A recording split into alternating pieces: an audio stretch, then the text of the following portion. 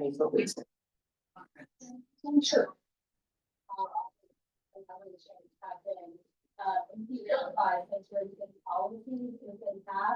Feel like you're still on target, not an arrest that you like in those sanctuary areas. Well, the lack of information sharing is hard. I would say anybody who serves in law enforcement would say they're used to partners. They're used to being able to call up a local law enforcement officer, a sheriff, a highway patrol officer and say, hey, do you have any information on this individual that is a murderer that's been cited in your city? That's not happening in Illinois. And when we're calling on those most dangerous individuals, when they're being released from your prisons, they're not even letting us know, not honoring our detainers. When we lodge a detainer against someone, it's when you let that person out of jail who's been paying the consequences, let us know so that we can pick them up and get them out of the country. Illinois is not partnering with us on that, which is very, very difficult when we know that those dangerous criminals are going to run free. Hello, this is Dr. Paul Cottrell, and we're going to be going over the news today, primarily what's going on with the negotiations between Trump and Putin. Supposedly next week, there's going to be a meeting in Alaska, so we're going to go over some of the commentary about that and my opinion about it. There was also a shooting in Times Square. 3 people are injured. I'm waiting for that to cycle in with Live Now to get a little bit of an update on what is happening in Times Square. But thank you for joining. We're live streaming on YouTube and we are simulcasting on X Spaces. You can also watch the live stream on my website, the-studio-reykjavik.com. Please help support my work by making sure you subscribe to all my channels. I have 4 channels on YouTube. I have Brighteon, Bitchute, and Rumble. You can also listen to my podcast audio version on my website under broadcast, radio, or on Podomatic and on Apple Podcast. So there are many modalities that you can listen to the work that I do. If you like to support the work, please go to my website, the-studio-reykjavik.com, and you can donate through Stripe, PayPal, or buy me a coffee or be a paid member to my Patreon channel. All these videos are for free. I don't put stuff behind a paywall. If you'd like to purchase some of the products that I offer on my website, please do. I have ebooks, I have supplements. I'm going to go over throughout this broadcast about how to stack these supplements to get the max benefit. Now, people out there need to understand that if you stack these types of supplements in a certain way, you're going to get more bang for your buck. In addition, I have two modules that you can learn about pulmonology and immunology for only $50. You get lots of videos, lots of PDFs, and learn a lot about how the body works. So that's a great way to help support the work, and you learn about how the human body performs. So if you're an international viewer and you can't buy the products, the supplements that I offer, then you can help support by sharing the links, asking your social media to follow me, and you can donate. So those are many ways for you to support my work. Sharing the links, asking your social media to follow, buying the products. I want you to get healthy in 2025, all right? This stuff works. All you gotta do is just purchase and follow the protocol. So please go to my store, the-studio-reykjavik.com. With that said, I want to go to what's going on with Trump right now. So, all right, so CNN is talking about this summit that's going to happen or negotiations in Alaska. So let's just listen into what CNN just published 21 minutes ago. To build anything just by thinking about it. Meet Base 44, a complete AI creation platform made for anyone with an idea. Vladimir Putin in Alaska on Friday, and now we may have an idea as to the terms that could be discussed in that meeting. He told reporters yesterday it could involve a land swap. Listen. It's very complicated, but we're going to get some back. We're going to get some switched. There'll be some swapping of territories to the betterment of both. But Ukrainian President Vladimir Zelensky is already turning down that idea. He says he is ready to work with Trump, but says his people will not give up their land. AI. We are ready to work together with President Trump, together with all our partners, for a real and, most importantly, a lasting peace. A peace that will not fall apart because of Moscow's wishes. CNN's Nick Payton-Walsh joins us now from Kyiv. Nick, is any deal that involves a trading of territories even possible here? Yeah, I mean, it depends really what Ukraine can expect to get back from this. And it's always been a red line for President Zelensky to not cede territory to Russia without Russia forcibly occupying it. Obviously, Ukraine was invaded, and so for the thousands of Ukrainians who have died, their families, the public sentiment here, simply giving Russia land in exchange for a ceasefire, no matter how long that may last, is politically toxic as an idea, and also unwise, frankly, given that Russia has a history of violating the ceasefires it's agreed to. How a land swap would even work, I struggle to think what it is that Russia currently occupies that it would be willing to give back to Ukraine. There are slivers of land north of Sumy, to the east of Kharkiv, northeast of Kharkiv, which are occupied by Russia in the border areas, Putin calling them a buffer zone. Maybe they could pull out of those areas, but they're comparatively tiny to the huge swathes of land that appear to be in Russia's sights that it wants Kiev to just give to them without a fight. That would include two towns in the Donetsk region, Pokrovsk and Konstantinivka, that are close to being encircled by Russia's summer offensive. Still some way off, but they're closing the net there certainly. And then other towns north of that, Kramatorsk, Slovyansk, Dobropilya, under pressure, but also too heavily full of Ukrainian civilians at this time. So you're essentially asking Zelensky to agree to a frankly horrific moment for Ukraine, where tens of thousands of civilians and soldiers would have to up sticks from these towns and move out to hand them over to the Russians without a fight.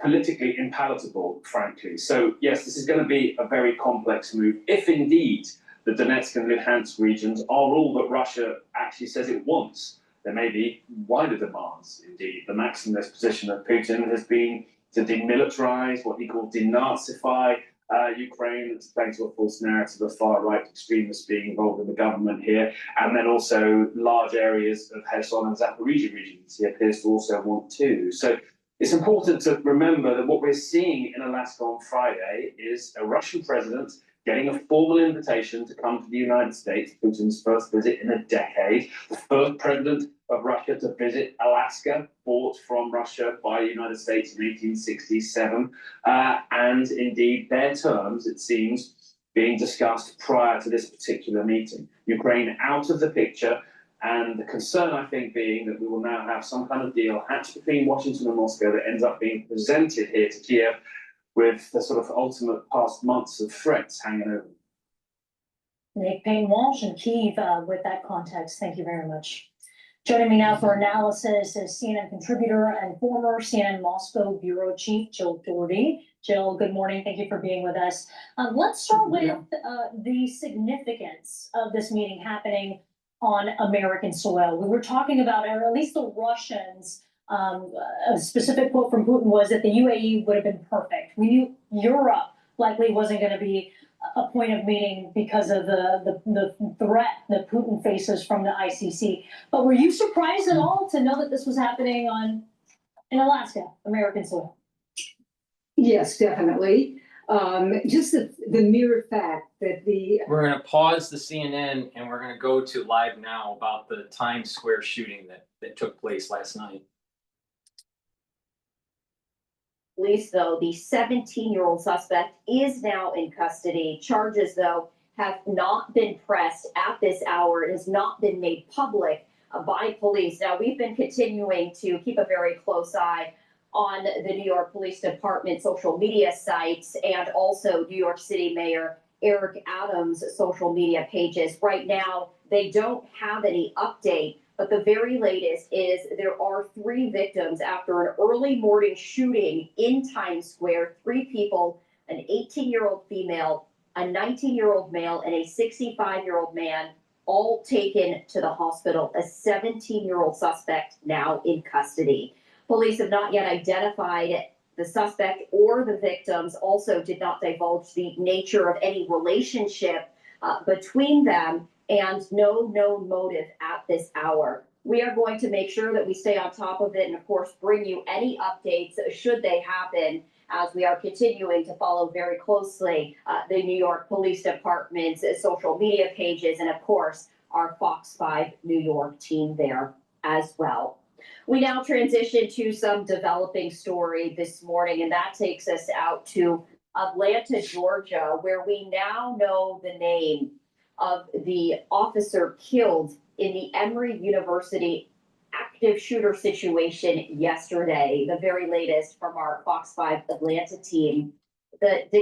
Now, there just seems to have been in the last week, or maybe a little bit more, many of these kinds of shootings. You know, it's starting at, let's say, when that shooter drove across the country and went to New York and tried to find some of the executives for the NFL, and he ended up shooting an executive from BlackRock or Blackstone. Is it BlackRock or Blackstone? I think it's Blackstone. And you know, you have the Emory issue, you have the you have Times Square issue, you know, so it just seems like there's a lot of these. Oh, you have the military base that happened just a couple days ago. What's going on here? I mean, I have a hard time believing that it's just all random events. It's just like there's something unraveling in society here, all right, that's causing more disruption, more chaos, more anxiety. You know, is it all these vectors of maybe financial stress, maybe job prospects because of AI? There's a boiling of society that's taking place that's leading to more of these catastrophic events that are taking place right now. Okay, so let's transition back to CNN, them talking about Alaska being the summit for the peace agreement. American president is inviting the Russian president onto U.S. soil. And remember, even though the U.S. doesn't recognize the International Criminal Court, really the United States has up to this point isolated Russia, isolated Putin. And then, you know, I think it is a very big deal to say, welcome to Alaska. And then, as Nick mentioned, you know, there's a lot of history here that Alaska used to be part of Russia until the United States bought it. And at this moment, there are nationalists in Russia saying, we want it back. So I think there's a lot going on. I would say there's a new wrinkle, though. The Russians now are saying that maybe because all of this is so complicated, we need a second summit. Now, the first one hasn't even taken place. Now they're talking about another one in Moscow. And they're also talking about what I would say is kind of luring President Trump with the idea that the Arctic. Now, remember what I said about Trump, and I said this a long time ago, years ago, all right? Trump has a soul root that is similar to George Washington, similar to JFK, and also to Reagan, all right? He's not 100% of any one of them, but there are elements of Trump that you can see that Reagan had, or JFK had, or Washington had, George Washington. So in terms of going back to the whole Cold War and the negotiations with Reagan and Gorbachev, this is like, you know, Back to the Future kind of thing that's going on here. Very, very, very reminiscent of Reykjavik and Gorbachev with Reagan. Of course, up near Alaska, that the Arctic is a place that could be developed and there could be all sorts of deals. So I think Putin is now pretty skillfully trying to raise that idea that, yeah, you know, relationship back on track, we can work together, we can have deals, etc. It's a really an amazingly complex and fascinating moment. Yeah, you couldn't miss the number of times that the Russian side mentioned the Arctic in their statement, clearly giving their hand here as to what negotiations will go with, what subjects they'll be bringing up. Let me ask you this. Now, Trump said that a potential peace deal would include swapping of territories between Russia and Ukraine. We've heard Zelensky say, no way, we are not giving up land. That's a whole separate question. But what would that mean if the U.S. officially recognizes territory that Russia conquered from a sovereign nation by force? Well, it would mean that the United States is saying that it is okay to take some other country's land, invade them, take them over, and that it will be recognized legally. I mean, here's where we get into the weeds on this, because, it's one thing to conquer territory, etc. Might makes right, and war. If you can take land in a war and maintain it, and you have negotiating pieces for allowing the international community to accept it, and you get integrated into the economy again, then it basically just happened. All right. Chunks of Ukraine are going to be going to Russia. That's a foregone conclusion. Now the question is, which chunks of Ukraine?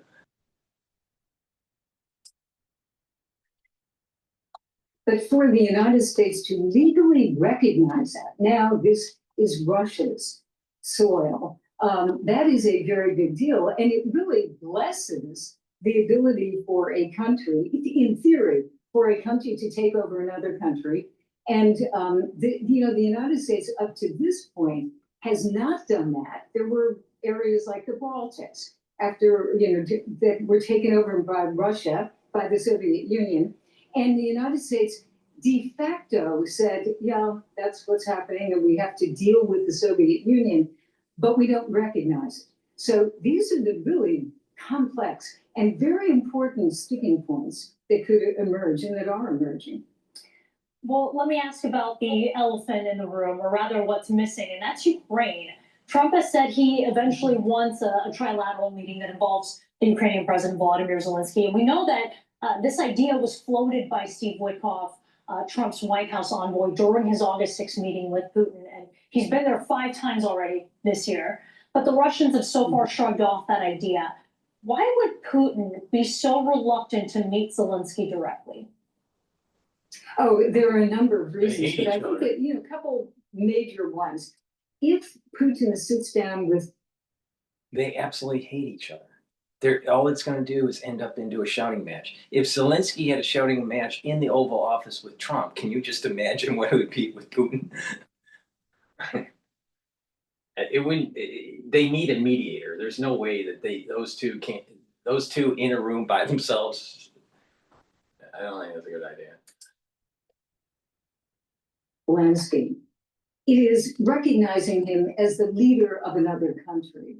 And Putin, number one, doesn't consider Ukraine an independent sovereign nation. And he certainly doesn't consider Zelensky a legal president.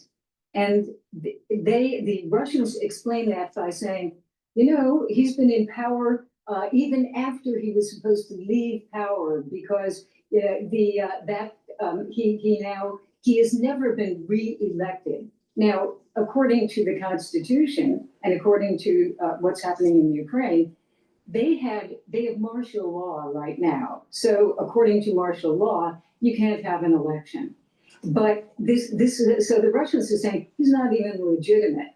And I think also it's just the desire by Putin to leave Zelensky kind of hanging there as this rogue figure, because in the future, if this goes the way Putin wants, he wants to replace Zelensky with a Russia-friendly leader. That's all part of what Putin is looking at in the not-so-distant future. Jill Doherty, a complicated topic that you simplify for our audience. Appreciate your time as always. Thanks, Isabel. Thanks. Please go to my store, the-studio-reykjavik.com, and help support the work that I do. All these videos are for free. And I want you to get those supplements, stack them away I'm telling you to, so you can get healthy in 2025 and in 2026, 2027. It's really important to improve your health. And if everyone's doing that in the United States, if everyone is looking in the mirror and saying, what can they do to improve their health? And they take charge of their health and wellness, then healthcare costs will go down. That's the most effective way to bring down healthcare costs in the United States, is for people to take charge of their own health and to do early screenings and to catch issues early. So a great supplement to get is Myotrol. Myotrol is great for individuals that are 40 years of age or older. Myotrol helps with the gene expression to build muscle and to maintain muscle and to help with the mitochondrial health, so you have the ATP to build that muscle and to maintain that muscle. Most people, when they get into their 40s, start to atrophy, males and females. So this supplement will help you to build muscle. Do some resistance training. You don't have to be a bodybuilder, but do some resistance training, take Myotrol, and you will be gaining muscle. This stacks really well with Gladiator Barley and also Boomer Boost. Myotrol has polyphenols, lignans, and flavonoids to help with the gene expression to help build that muscle and to maintain that muscle. Atrophy is a major problem when you are in your 40s. And if you don't try to reverse it, it's going to cause problems later in your geriatric years. So it's really important to take Myotrol. Now, if you're an athlete, younger or older, you will benefit from Myotrol, especially if you stack it with Gladiator Barley and Boomer Boost. And you use that as your pre-workout and your post-workout fueling. Another great supplement that I have that's dual purpose is olive leaf extract. Olive leaf extract helps to boost up your immune system, and olive leaf extract helps to improve your cardiovascular health. Now, it brings down inflammation, and it helps to bring down LDL levels and increase your HDL levels, so you're improving your total cholesterol. When you do that, you're reducing the chances of plaque buildup, because plaque buildup is based on inflammation, free radicals that are oxidizing LDL. Those macrophages eat those oxidized LDL and then turns into a foam cell and then creates plaque. Well, if you can reduce that inflammation and reduce the actual poor cholesterol, the bad cholesterol, you're reducing the chances of oxidized LDL and reducing the chances of plaque buildup. Very important. So please go to my store and get the olive leaf extract. Another great supplement that I have is Clarity Factor. Clarity Factor helps to get rid of that brain fog, and it helps to support memory. Now, by taking Clarity Factor, you're going to be able to concentrate on tasks at work or at school, or even if you're retired and you need to allow you to concentrate. What it does over time is it's going to help to improve the dendritic connections between neurons. And the more dendritic connections that you have, the faster you're going to think, the better your memory will be. Drink it with filtered water, take it every day, and you're going to be improving that neuroplasticity. Your memory is going to improve, and you're going to be able to concentrate. Super important supplement to take. And last, vitamin B complex. If you're 40 years of age or older, you need to rev up that metabolism, because normally what happens when for males and females, your metabolism starts to wane. And when that happens is that your mitochondrial health starts to decline. You start to increase your free radicals, more stress in the cell starts to happen, tissues start to degrade, your neurons start to be less robust, the myelin sheath starts to degrade, that neuroplasticity turns negative, where you have less connections, you have less dendritic connections. So what you want to do is you want to reverse that in the aging process. So you want to rev up that metabolism. You want to increase those energy levels. You want to improve the health of those neurons. That mitochondrial health is super important. Bring down those free radicals. Now, with vitamin B complex, the first 4 B vitamins helps with the electron transport chain within the mitochondria. The mitochondria is the major energy source for your cell. It'll build up those ATP levels that you need. So if you have healthy mitochondria like you were in your 20s, then your body is going to perform better because it'll have more energy. So vitamin B complex, super important. It revs up that cellular metabolism. And the B12 vitamin helps to protect your neurons. Now, many people don't realize, but because of the crisis that we went through in 2020, there's an aftershock. Part of that aftershock is immune system issues. Part of it is autoimmune problems.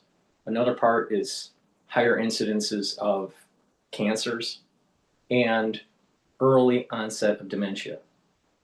You will see within 5 years, many people within your social circle developing signs of early onset of dementia.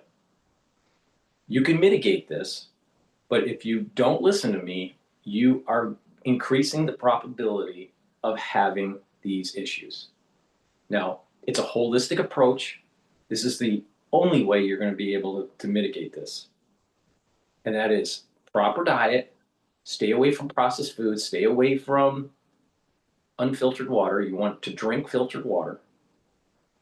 Stay away from those processed foods. Use the 4 modalities of exercise, which are resistance training, cardiovascular fitness, increase your cardiovascular fitness, balancing, and stretching. Those 4 modalities will help not just your overall body, but also your brain. There's 2 sections, 2 ways to look at brain function: cognitive and motor. Now, with the motor, by balancing and stretching and doing the resistance training, you're helping your kinematics and activating the cerebellum. When you're doing that on a regular basis, you're improving body coordination and reducing gait issues.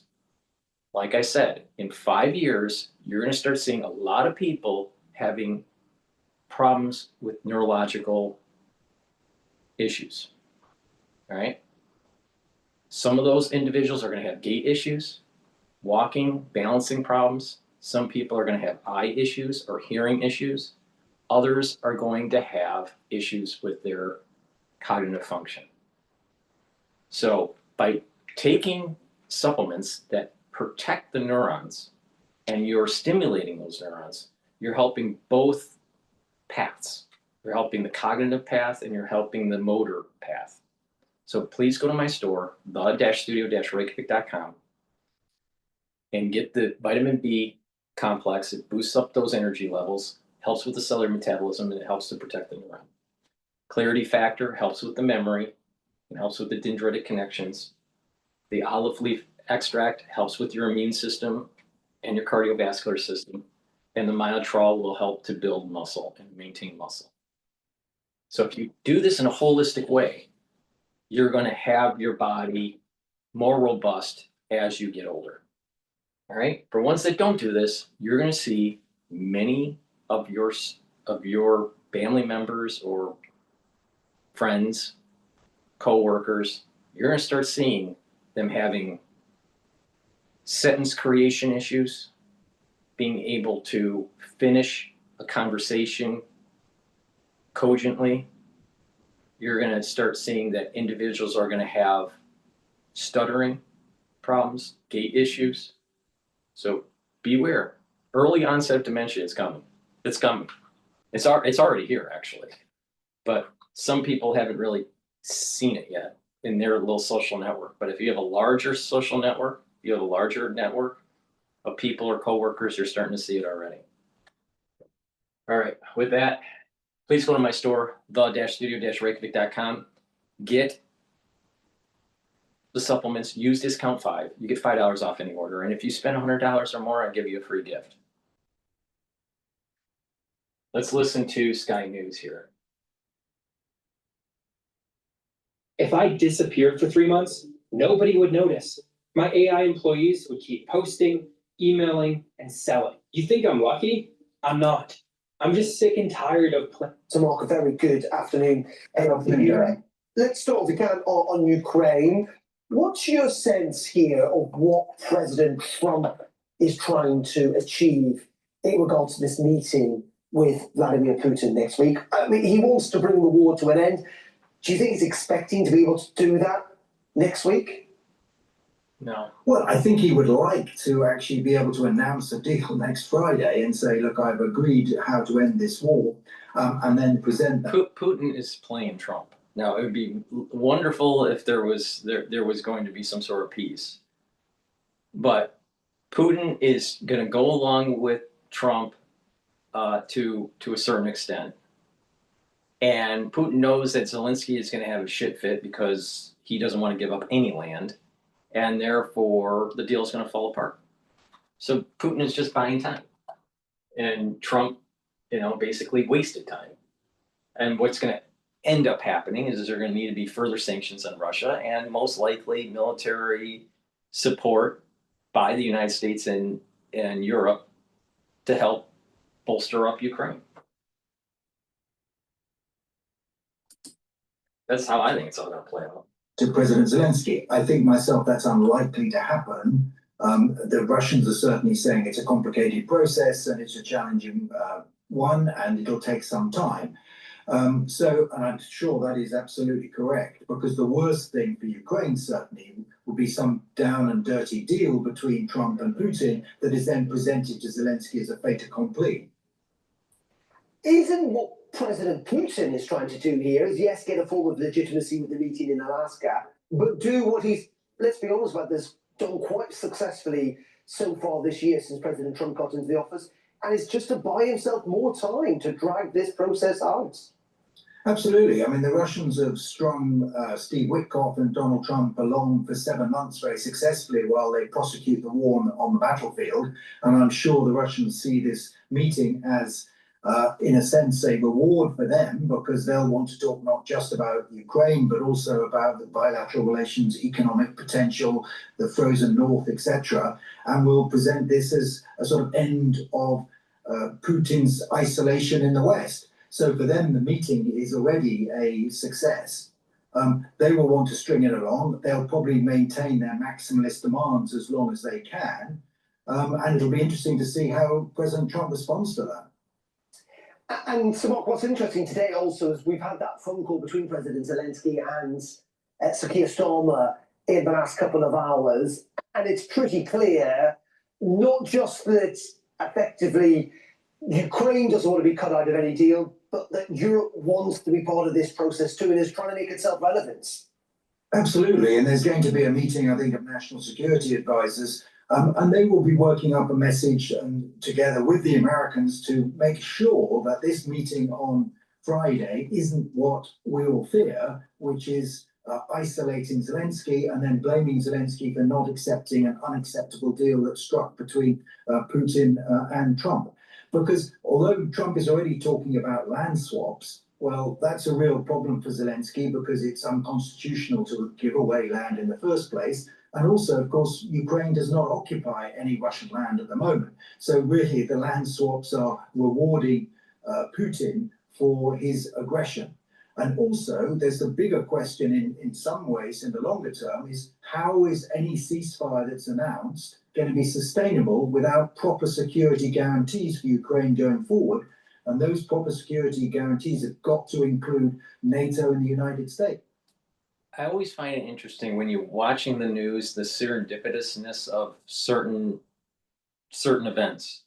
So Israel taking over Gaza City and Putin creating the environment of keeping the land that he took over during the war.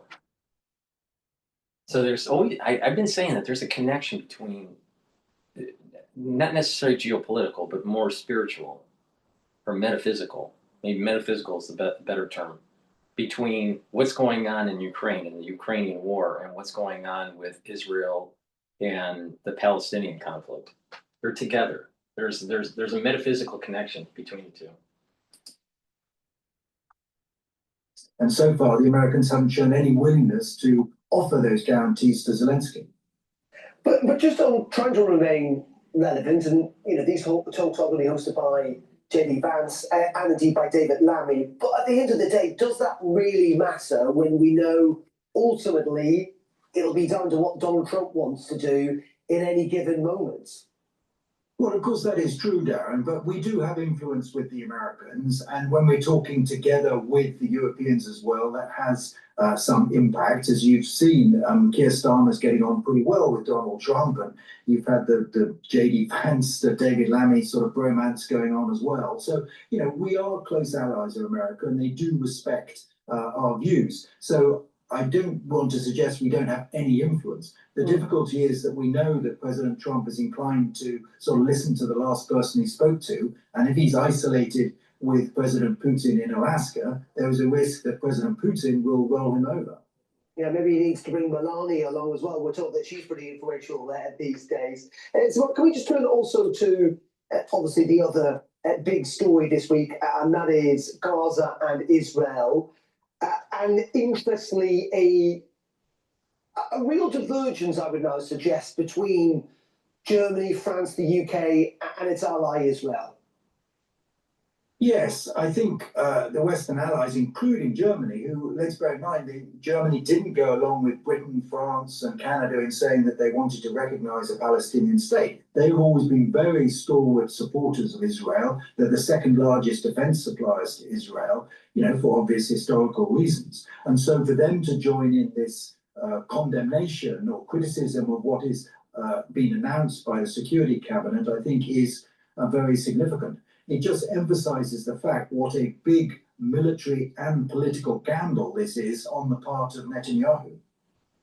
And that's the question, I suppose. Is it a gamble, though? Because isn't the calculation, clearly he wants to remain in power. I mean, I think his political opponents in Israel would certainly accuse him of that, but some of his political allies would as well.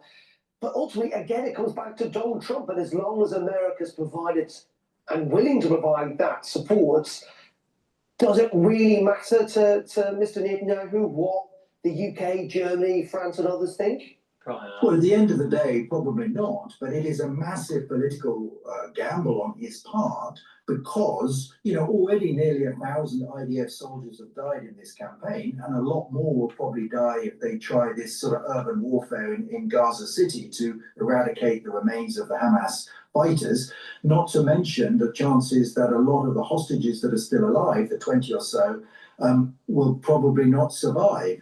We shouldn't forget that of the 150 hostages so far released, only 8 were released through military action. All the others were released as a result of a ceasefire and a swap. And that's what the families of the hostages are most worried about. So there's a big military gamble there, but there's a huge political gamble because a majority of Israeli public opinion believes that the best way forward is a ceasefire deal, not intensified military action. So I think there's a lot at stake for Netanyahu, not just the condemnation by traditional allies around the world. Just very funny on that, Tamar. I mean, we seem further away from a deal than ever before. The Israelis are saying, and the Americans accused Hamas of simply not wanting one. Where is the pathway now, do you think, for a political deal? Many have suggested, by the way, of course, the announcement of this incursion into, or this occupation of Gaza is actually essentially a tactic by the Israelis to try and force Hamas back around the table again. Yes, it might be that, and the fact that it's quite a long, drawn-out process. They're talking about evacuation up to the symbolic date of October the 7th, before any military action starts, does suggest that they're giving Hamas a last opportunity to come to the table. Indeed, that's what some of the right-wing members of Netanyahu's cabinet are concerned about, like Smotrich and his party. So that might be a tactic, and it might be successful. But I have to say, I find it difficult to see how this will end well in either way, because Hamas are not going to agree to give up the hostages when they know that as soon as they do, the Israeli full military might will be imposed upon them. And so a further chance of having a peaceful resolution seems to me to be very remote indeed. And all the time, the sort of prospect of a two-state solution disappears over the horizon. So I can't say that I'm optimistic about a sustainable peace in the Middle East region. Okay, so Mark, we really appreciate your time, and All right, we're going to be going to a video about the military-industrial complex for the United States by Al Jazeera. I haven't seen the video, so it'll be interesting to watch. It probably couples well with what's going on with the United States and their stance with the Middle East and their stance with Europe. For the ones that don't know, on my website, I have many different supplements. I have lots of different supplements. You can buy the supplements individually, or you can buy them through the anti-aging boxes that I have in the longevity boxes. I have two types. I have the anti-aging boxes and the longevity boxes. The anti-aging and the longevity boxes are priced at a discount. It's curated with certain types of supplements, right? So you can purchase a box, or you can purchase the supplements individually and customize the stack whichever way you want. So make sure you use discount 5 and you get $5 off any order. If you spend $100 or more, you do get a free gift. Now let's talk about another great supplement that you should take that helps to detoxify your body.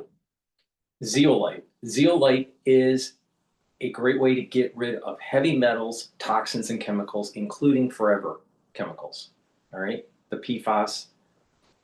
Now, another thing that you need to do when you're detoxifying your body is you also have to detoxify your environment.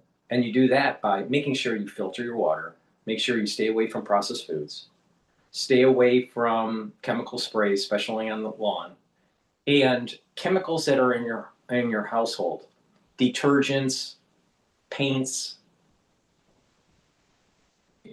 bug sprays, whatever you might have in your garage or in your basement or in your closet. These things you might want to get rid of. Now, if some of them you absolutely need, then put them in a double layered container. So you can get from like Container Store these containers that are plastic, and you can put these items in the container, and then you get a bigger container to put that container in. And so it's double layered. And by doing that, you're reducing the chances of outgassing. A lot of people don't realize that, you store the stuff in your garage or in your basement or in your cupboard, and you're actually breathing in slowly small concentrations of this. These chemicals affect your immune system and your endocrine system. So you want to detoxify your environment, but you also want to detoxify your body. Now, to detoxify your body, taking the zeolite every day, use 3 small drops underneath your tongue and drink the filtered water. Now, what it'll do is it'll bind to the heavy metals, toxins, and chemicals, including the forever chemicals. And what will happen is that it'll allow you to urinate them out within 6 to 8 hours. You detoxify your body on a regular basis and you reduce the ingestion of these chemicals. Over time, what's going to happen is your body is going to go into homeostasis. And your immune system will be more robust, your endocrine system will be more robust, and you'll age slower. And your body will just be more robust if you come in contact with something where your body has to fight. So taking zeolite every day is what I recommend. Now, some people prefer a heavier detox. To do that, you take 10 small drops underneath your tongue, drink the filtered water, do that every day until the bottle is done, and do that once or twice a year. But it's better to just clean your environment, do a maintenance detox, and you're covering the whole range of the year. So please go to my store and get the zeolite. Detoxify your body. And a great supplement to help with your brain function is taking magnesium and zinc. But magnesium and zinc also helps with your immune system. So this is a dual purpose supplement. It's going to help with your immune system and your brain function. Now, like I said, a lot of people are going to have this issue with early onset of dementia if you don't pay attention. So you have to do this holistic approach: proper diet, proper exercise, proper sleep, proper supplementation. Magnesium also increases the efficacy of vitamin D3. So taking magnesium and zinc, very important. Go to my store, use discount 5 on any order. You get $5 off. If you spend If you spend $100 or more, you get a free gift.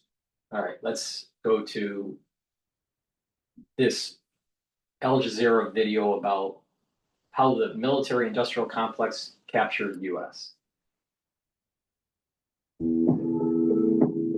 October 2023, 2 weeks into the Gaza genocide, one of the world's largest weapons companies, General Dynamics, is holding its quarterly call with investors. Israel, Hamas, additional demand. We have another $6 billion request from the president. Can you give us some general color in terms of areas where you think you could see incremental acceleration in demand? The forecast for the American corporation is looking good. The Israel situation obviously is a terrible one, frankly, but I think if you look at the incremental demand potential coming out of that, the biggest one to highlight and it really sticks out is probably on the artillery side. In other words, more conflict means greater profits, and there's never been a better time to be in the business of war.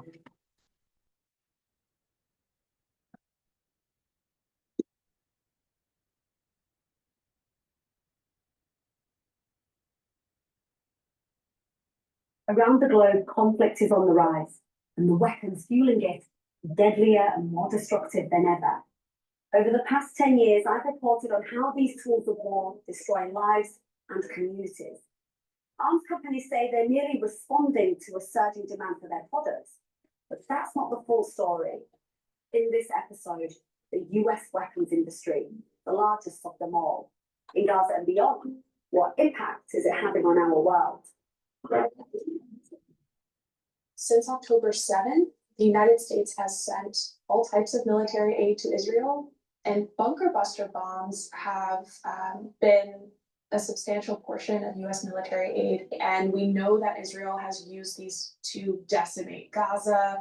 One is the BLU-109, which is manufactured by General Dynamics. These bombs are designed to explode after they penetrate hardened targets, like underground facilities or fortified concrete buildings. And so Israel has used bunker buster bombs to destroy residential areas by hitting concrete buildings from the top all the way to the foundation of the building. Weighing 2,000 pounds, the BLU-109 and its sister weapon, the Mark 84, are some of the largest bombs on the market. Since the bombing started, the US has sent to Israel more than 15,000 of them. Their explosive power means they can kill people hundreds of meters from the point of impact.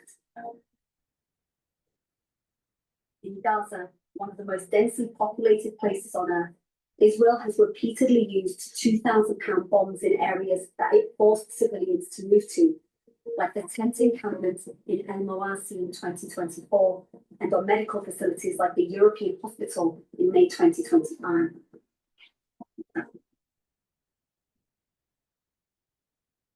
Ed Brown is a British vascular surgeon.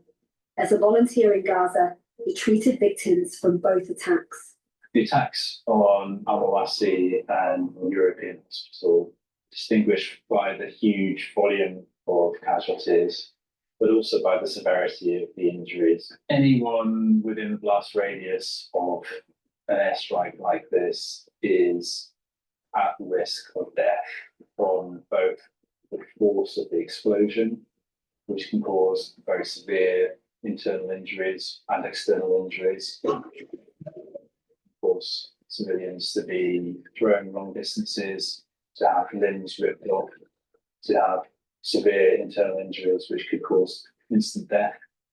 And then, as well as the initial blast, anything nearby gets sucked through what's called the blast wind. Masonry, glass, dirt gets picked up and causes severe injuries to the body. Because there are so many displaced people in Gaza living in such small, cramped conditions in makeshift tents and what's supposed to be a humanitarian zone, there's no doubt that a great number of people will be killed or injured by an explosion like this. For all the devastation US weapons have caused in Gaza, in the context of the US war industry, they're a drop in the ocean. More than 40% of all weapons sold worldwide come from US companies. That trade is dominated by the so-called Big Five US firms, which are also the 5 largest in the world. Since the start of the conflicts in Gaza and Ukraine, their revenues have soared, but selling weapons overseas is only part of their business.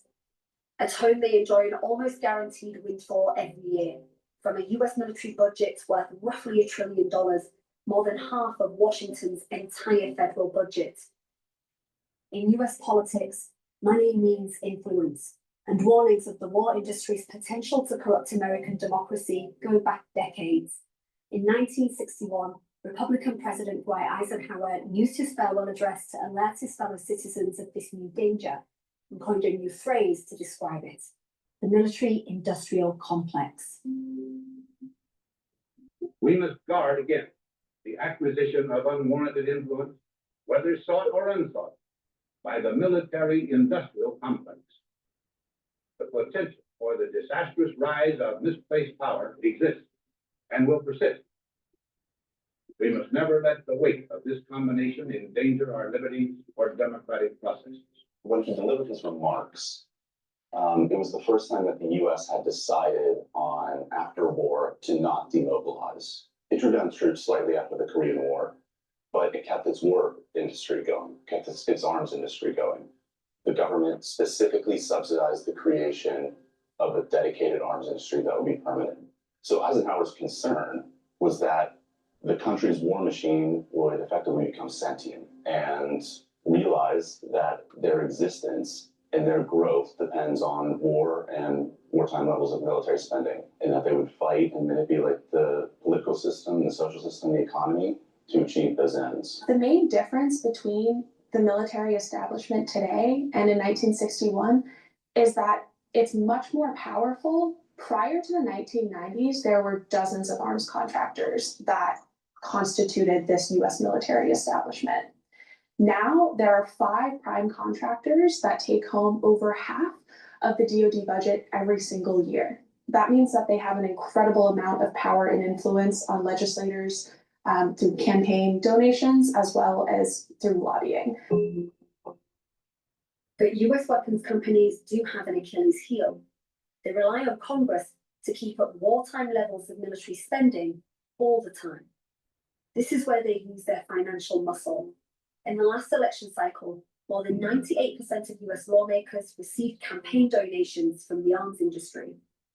That's on top of the nearly $150 million these companies spent on lobbying. Here on Capitol Hill, the influence of the arms industry is never far away. You've got the lobbyists, roughly 2 for every elected official. You've got the campaign contributions by these military companies to both Republican and Democratic lawmakers. And then you've got the personal investments. It's all become normalized here, but it raises obvious questions as to whose interests these politicians serve.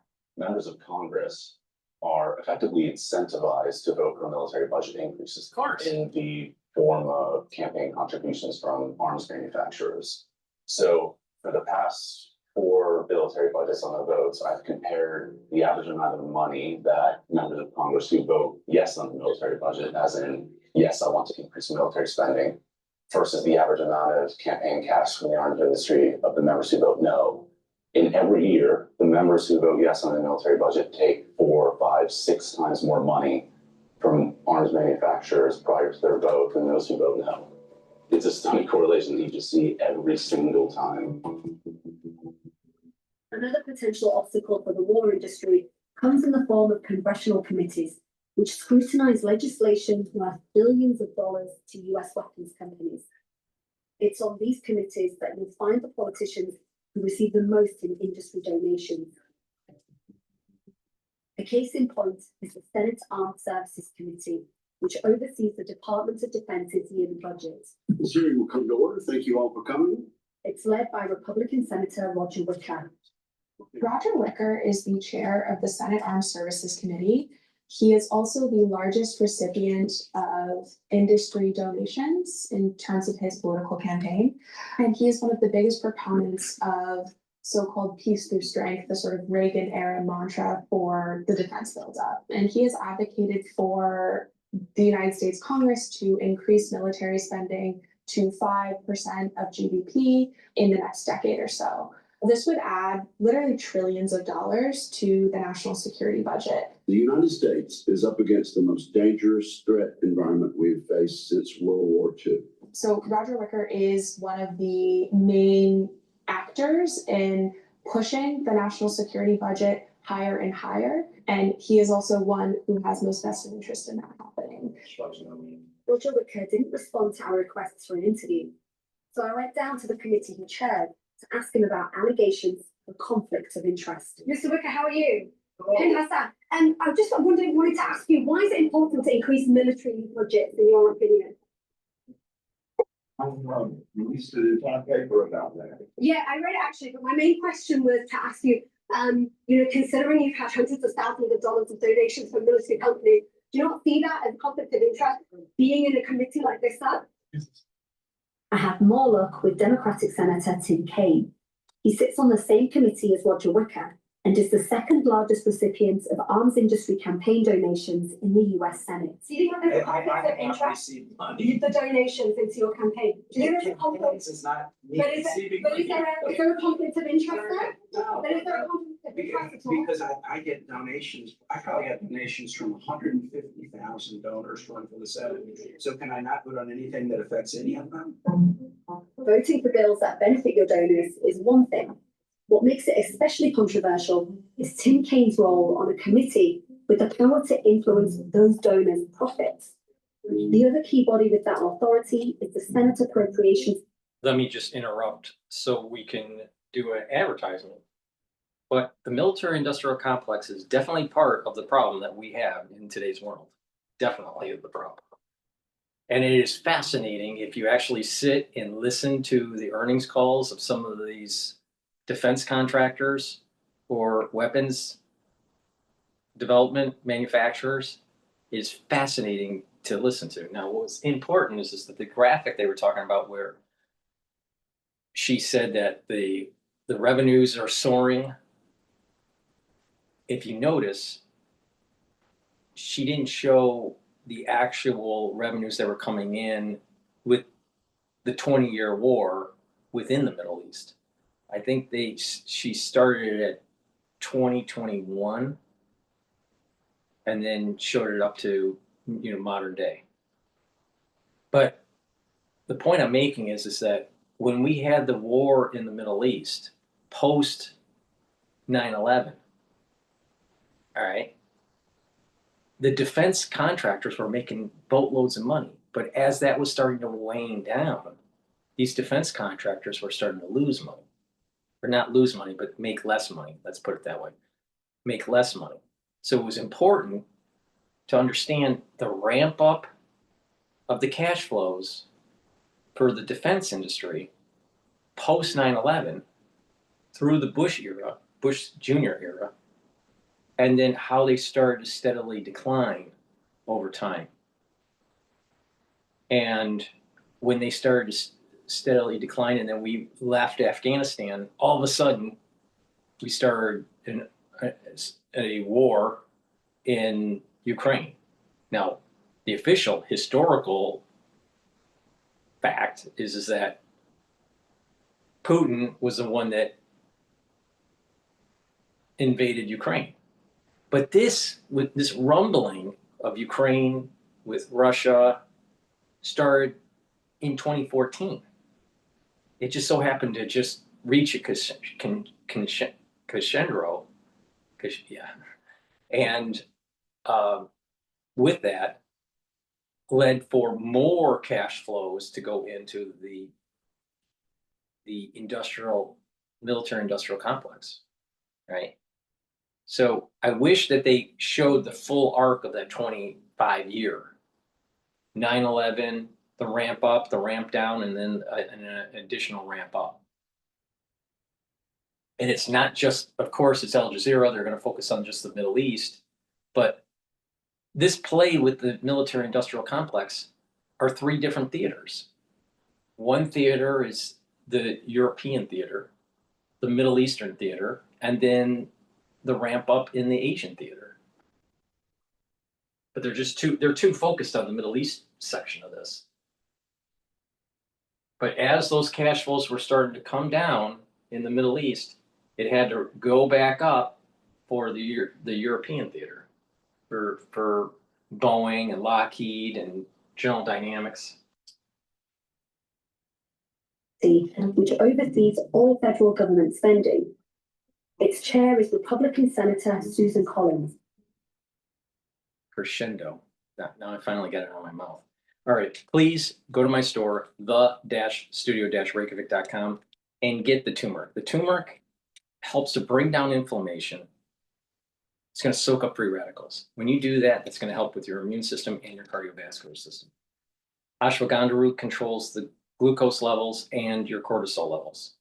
When you have high glucose levels and high cortisol levels, that's immunosuppressive and inflammatory. What will happen is that your vascular system is going to be inflamed and you're increasing the chances of having plaque buildup. You want to bring that down. You want to bring down that inflammation. You want to control your blood glucose levels. You want to control your cortisol levels, because high cortisol levels that are chronic will lead to immunosuppression. So you want to control that. So by taking ashwagandha root, you're helping your immune system and your cardiovascular system. You stack it together with the turmeric, there's a synergistic effect for helping your cardiovascular health and your immune system. Lignans also soaks up free radicals. It's a powder. You mix it with soft foods or with filtered water. I mix it with soft foods. And by taking lignans, it's going to soak up free radicals. So you're bringing down stress. You're improving the health of your mitochondria. You're going to have more ATP. You're bringing down inflammation. So if you work out, you're going to recover from your workout quicker. And bringing down chronic inflammation will help with your immune system, because chronic inflammation is actually immunosuppressive. So if you take these together, you're helping with your cardiovascular health and your immune system. And this is the reason why I keep on telling you, buy the different supplements and stack them accordingly, and you're getting more bang for your buck. All right? Because the whole idea is to have synergy and to target with the stack multiple systems of your body. So get the ashwagandha root, the turmeric, and the lignans. Take it every day. Also, I have very high quality soaps, structural nano silver soaps. You can get it in lemongrass, in charcoal tea tree, lavender, and peppermint. So please go to my store, the-studio-reykjavik.com. Get a few bars of the structural nano silver soaps, very high quality. All right. Also serves on the subcommittee responsible for the military. She too is a major recipient of campaign donations from the arms industry, but she also has another connection. Her husband owns stocks in 4 weapons firms, including RTX, which produces bunker buster bombs, and Boeing, which makes the guidance systems. That raises the prospect of her family benefiting financially from the increases to military spending that happened under Senator Collins. So not only do we have a problem in Congress and in the Senate, not only do we have a problem of our representatives being able to trade on information, insider information, and position themselves to profit, but they make decisions that can actually improve their stock positions, especially in military stocks. This is the reason why all members of government should only be able to invest in broad index ETFs or blind trusts. So therefore, their decisions are made for the overall benefit of the country and not their stock portfolio.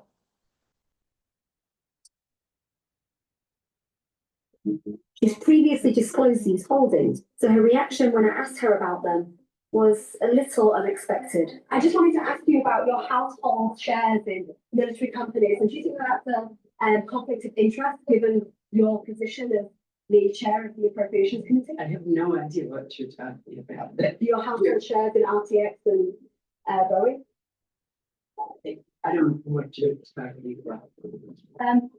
Basically, there are people who have raised concerns about the fact that your household has shares in yeah, your husband has shares in RTX and Boeing.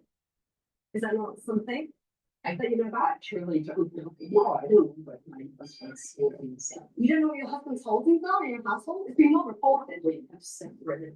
It's been well reported. I don't understand. A spokesperson. So they play the game. Oh, we have separate accounts, so I don't know anything. Really? Really? What about Nancy Pelosi? Says her husband's investments are managed by an advisor. They are also legal. In fact, an estimated 37 lawmakers or their family members have traded stocks in weapons companies worth up to $113 million. It's one of several incentives for Congress to channel taxpayers' money the industry's way. But for companies with billions of dollars at stake each year, the most important thing is that these lawmakers follow through with legislation. Stephen Semler spends his time documenting the impact and influence of the military-industrial complex, but he used to be an insider as a director for one of the industry's leading lobby firms. You were previously a lobbyist. What did that job entail? Lobbies are particularly skilled at rescuing dysfunctional programs that don't have any even military utility and should otherwise be killed off. I have an example for you. This is a GAO report, Government Accountability Office. It's recommending to Congress that Congress really shouldn't appropriate or give any more funding to this Littoral Combat Ship or LCS program because it's so dysfunctional. I don't know how my firm got it, but we did. We put together this presentation, and this was the standard presentation we would deliver to members' offices. The biggest part of the lobbying blitz was, at least my contribution, was to basically say to members of Congress, look, if you kill this project, you're killing jobs. And particularly, if you kill this project, you're killing jobs in your state or your district. In what way was it dysfunctional? There were cracks developing in the program, quite literally. There was cracks developing in the hull of the ship. The computer system wasn't working right. The weapons were malfunctioning. Everything you can think of that could go wrong with the ship was going wrong with this Littoral Combat Ship. Today, Wisconsin Senator Tammy Baldwin announced there will be 3 new Littoral Combat Ships funded through the National Defense Authorization Act. The LCS program employs thousands of people in the Badger State. Helping the Big Five to win government contracts is their cozy relationship with their primary customer, the Pentagon. Former defense secretaries or top generals sit on the boards of all 5 firms. Some former weapons executives move back in the other direction to the Department of Defense. The Pentagon has failed all of its last 7 financial audits. It can't account for the majority of its assets. Cases of fraud, like weapons companies overcharging the government, are commonplace. We requested interviews with all of the big 5 US arms firms. No one responded, so we tried our luck at the headquarters of 2 of them. Hello, how are you? The RTX refused to speak to us and asked us to leave. And we got a similar welcome at General Dynamics. Yeah, unfortunately, we're not allowed to, so we can't do anything about that. Not allowed to what? Get access to the property, it's private property. Oh yeah, that's fine, but is there anyone that would speak to us though? They just said, what did they say exactly? It's pretty big. They're busy, okay. Despite the influence weapons companies have over US politics and the trail of destruction they've left to The dogs of war are busy. But do you really think that General Dynamics is going to let Al Jazeera come into the front door? Really? world, there's been very little in the way of accountability. So I'm about to meet a former prosecutor who's trying to change that. Brad Wolf spent his career as a government lawyer for the state of Pennsylvania. Over the past couple of years, he's led the Merchants of Death War Crimes Tribunal. What is the Merchants of Death? So the Merchants of Death is a people's tribunal, and people's tribunals have a long-standing tradition such that when the courts refuse to act and hold people or corporations or governments accountable, the citizenry has to act. This tribunal was meant to hold accountable U.S. weapons manufacturers for knowingly producing products that kill innocent civilians in very large numbers across the globe. We interviewed international attorneys, we interviewed military officers, we interviewed award-winning journalists, we interviewed victims, we interviewed doctors, human rights workers, and put all the information together in video documents in order to present it to the judges, but also to present it to the public, because we wanted this to be an educational tool as well. And what did you conclude? So after 8 months of presenting evidence to our judges, the judges deliberated and they found the 4 defendants, Raytheon, Lockheed Martin, Boeing, and the drone maker General Atomics. Our 10 judges found them guilty of war crimes, crimes against humanity, and genocide as defined by the Rome Statute of the International Criminal Court. The companies, they say, we just make the weapons. We're not in charge of what happens with the weapons or who's dropping it or who's using it. How do you respond to that? Well, they're not just making the weapons. What they're doing is they are creating a narrative with their dollars. And that narrative is in the halls of Congress through lobbying. They're able to lobby individuals in the Pentagon. They're able to employ retired officers from the Pentagon, put them on their board of directors for large sums of money, and then have them go on television shows like CNN or MSNBC or Fox and tell the American public that it's necessary for military action, which of course means more contract for that weapons maker. All right, it's back on their heels. We have an opportunity to finish these guys once and for all for their malign and aggressive behavior and destabilizing the Middle East. So they create a narrative to sell products that they know are killing innocent people. There are some people who will say that at the end of the day, this tribunal doesn't have any legal jurisdiction. We've heard over and over again how powerful the military-industrial complex is. Is there a way of holding it accountable within the legal framework that we have? Yes. There is a way to change this. The tribunal, the judges outlined a number of recommendations in their final verdict. So, for instance, if you would have a ban on weapons makers lobbying members of Congress who are approving contracts for these weapons makers, that would be a step in the right direction. If you would prosecute the CEOs of these companies and hold them accountable for war crimes, that too could have a big impact. Decades of lavish spending in Washington have created the largest military the world has ever seen, with a network of roughly 750 foreign bases and troops stationed in more than 160 countries. In US foreign policy, conflict is a permanent fixture.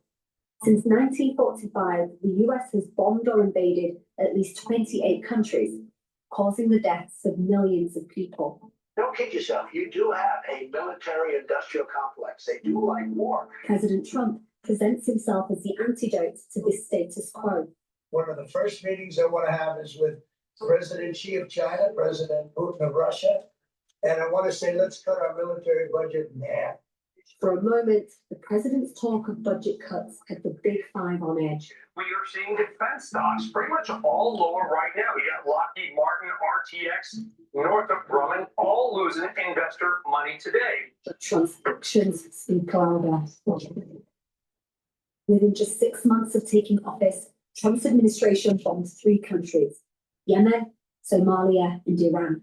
American military capabilities were on display with Operation Midnight Hammer. Some 75 missiles launched, including 14 GBU-57 massive ordnance penetrators, also known as the bunker buster bombs.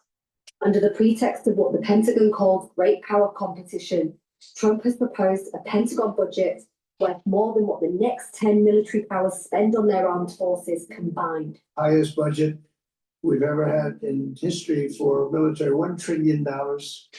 And getting the greatest missiles, the greatest weapons. And, you know, I hate to do it, but you have to do it because we believe in peace through strength. The forecast for the US war industry, once again, is looking good, whatever the wider cost. The arms industry has now infiltrated almost every part of our federal government to the point that civilian control of the military is at times in question. This great power competition lens is so ambiguous that the strategic end is completely unclear, which is perfect for contractors because that means that there's never going to be enough to win a great power competition. No empire has ever maintained its dominant role in the world. Now think about this for a second. Now Trump is trying to have peace. And Putin's a smart guy and he knows about the military industrial complex because the military industrial complex is in his country too. So is there really going to be peace? Most likely not.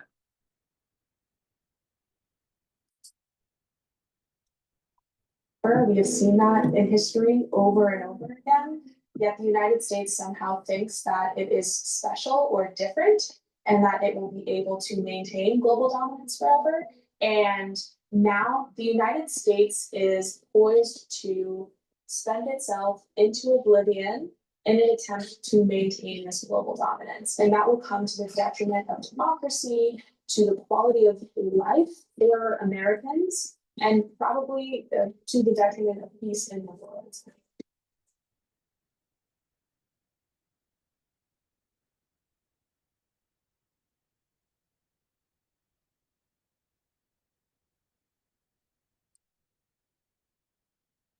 All right.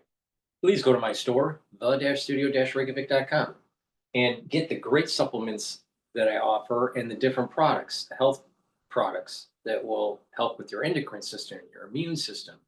A great dual purpose product that I have, very high quality, is the deodorants, citrus and peppermint lavender and tea tree. These deodorants are made from essential oils from the Himalayas. Has no baking soda, no aluminum, very high quality, all natural ingredients. It'll help detoxify your body and you use it as a daily deodorant. It's for males and females. Get a couple bars for your household. Very high quality deodorants that help to detoxify your body. And again, detoxification of your body is super important to help with your immune system and your endocrine system. I also have Cleanse, which is the first pillar of my core protocol. This will help with the health of your oral cavity and your oral pharynx. The oral pharynx is deeper in your throat, all right?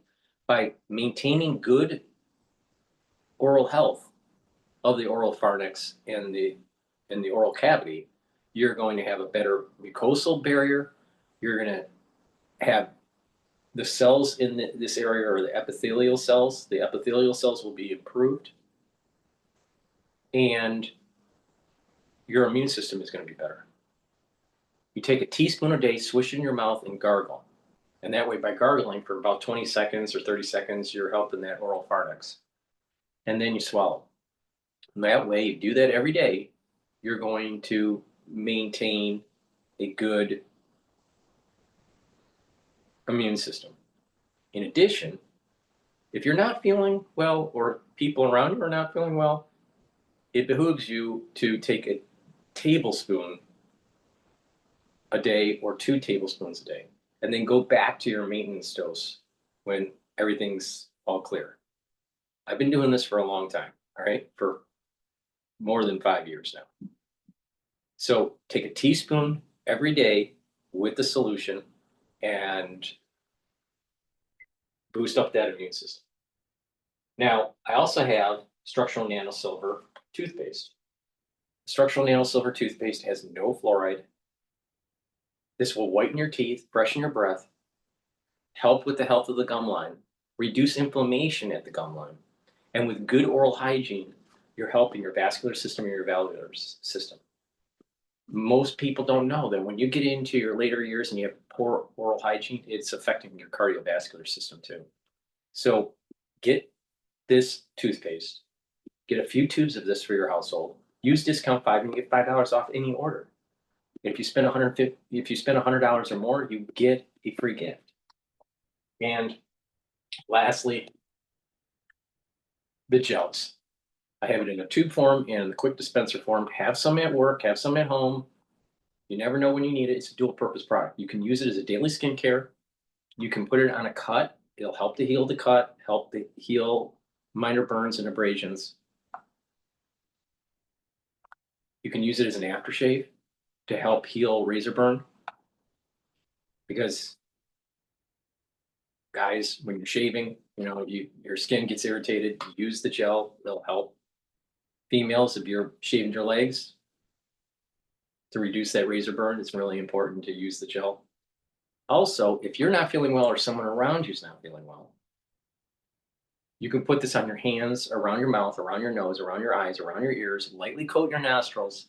And what this will do is stay active for 5.5 hours. So it's a great product. It's dual purpose. So make sure you have some at home or at work. So please go to my store, the-studio-reykjavik.com. Use discount 5. You get $5 off any order. The link is in the description of this video and all my videos. To get to my website, the-studio-reykjavik.com. Spend $100 or more, you do get a free gift.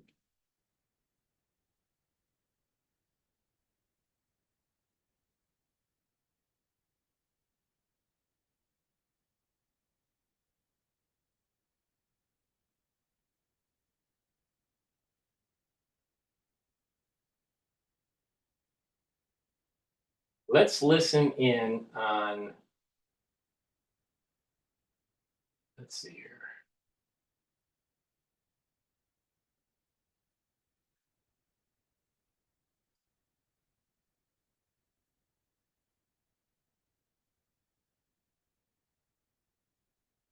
There's this cartel takedown. No. Supposedly, Trump is trying to take down cartels using the military.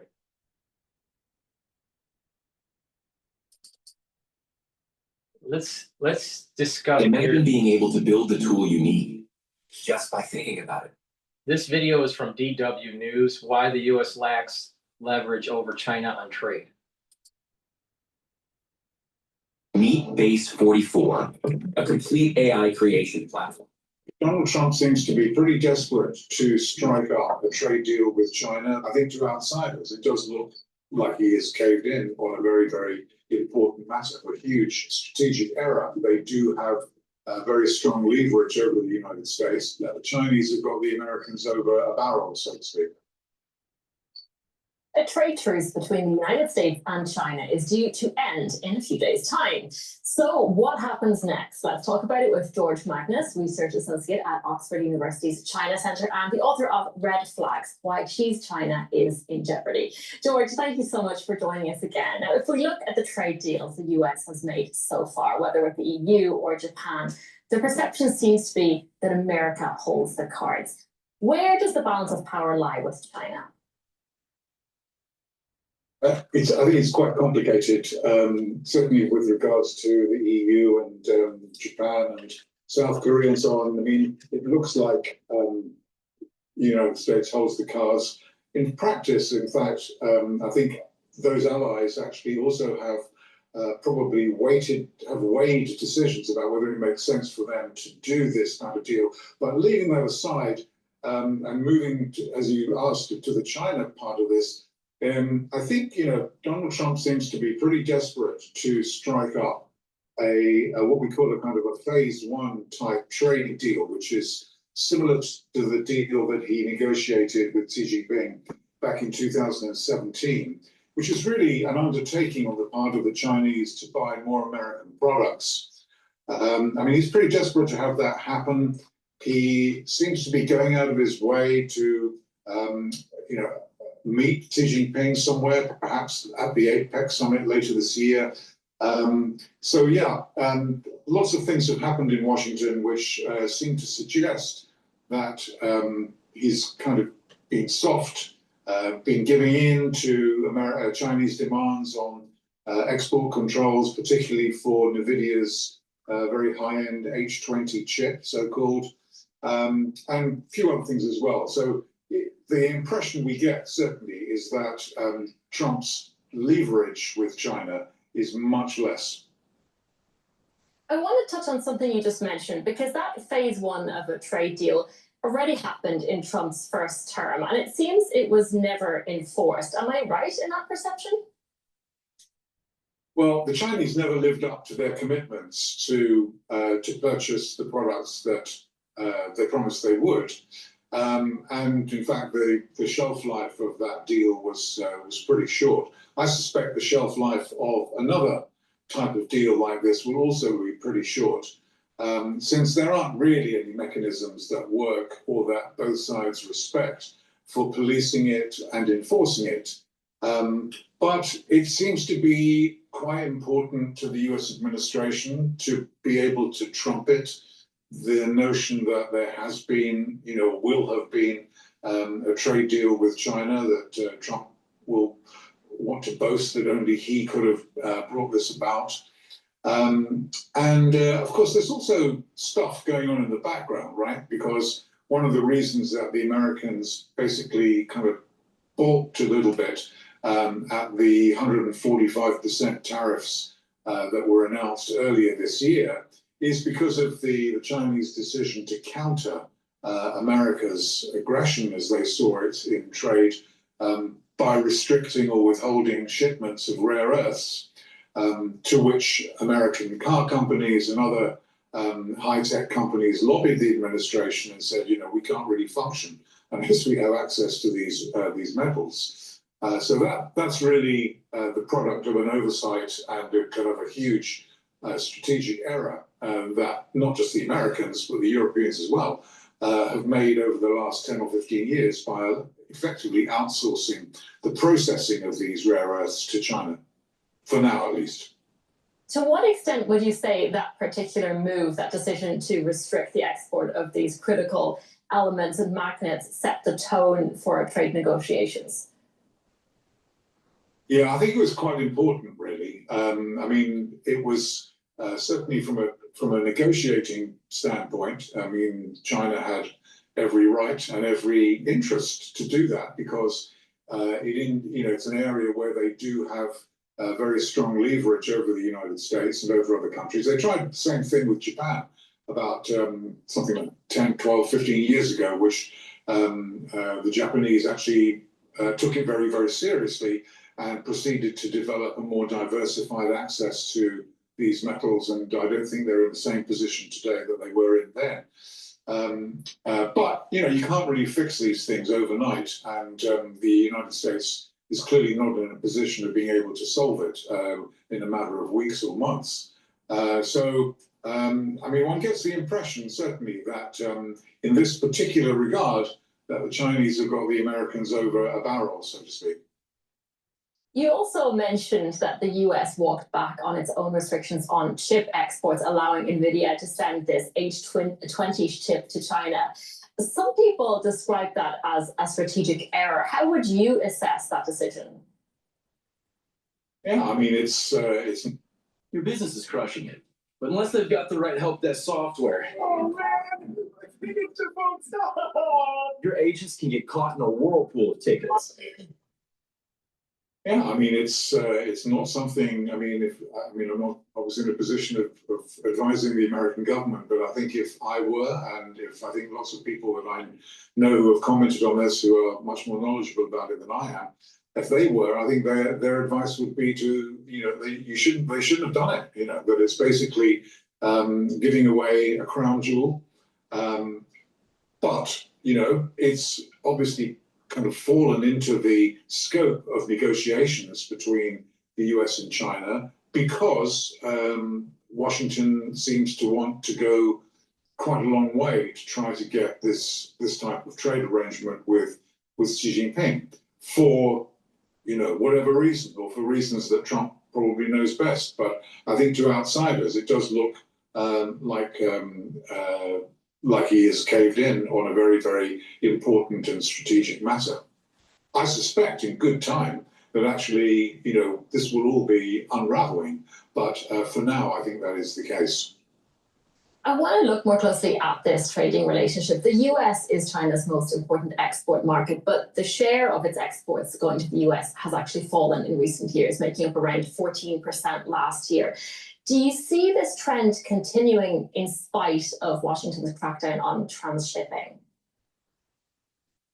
I think it could well continue, yes, because, of course, as you rightly say, that the reason that China's share of imports into the United States has dropped so markedly I mean, is reflected in the fact that the shares of other countries like Mexico, Thailand, Vietnam, India, has gone up because of the transshipment. There are lots of different ways in which Chinese firms and Chinese producers can get around these tariffs. Obviously, they can shift their production lock, stock, and barrel to third countries, and then they can stamp their products, made in Vietnam or made in Mexico, bona fide. Or there are other ways of doing it. They're not legal necessarily or recognized by the WTO, but you can effectively, ship products into, a foreign port, rebrand them, and effectively, get them re-exported. I mean, this is a very, very kind of common practice now, and I think it's probably going to get more common because it's quite difficult to police and quite difficult to control. So I don't think we should be put off or be distracted by just the straight bilateral trade contraction between China and the United States. It's just that the trade is taking place, but in a different way. You mentioned the World Trade Organization there and the question of enforcement. What kind of role do you see for multilateral institutions in the future, given their declining relevance? Well, in practice, none, because in the WTO's decision-making capacity has effectively been undermined by, the proximate reason why it's been undermined is because of America's refusal to sanction, the appointment of judges for dispute settlement. But anyway, I think that, the sort of respect or the kind of regard which WTO is held in nowadays is obviously much less than it used to be. And, the Americans are not completely without cause in complaining that the WTO, that China's basically taken advantage of the WTO. And so there are kind of bona fide reasons why, maybe the WTO is not best suited to be able to, address some of the functions or the malfunction that we've got in the global trading system.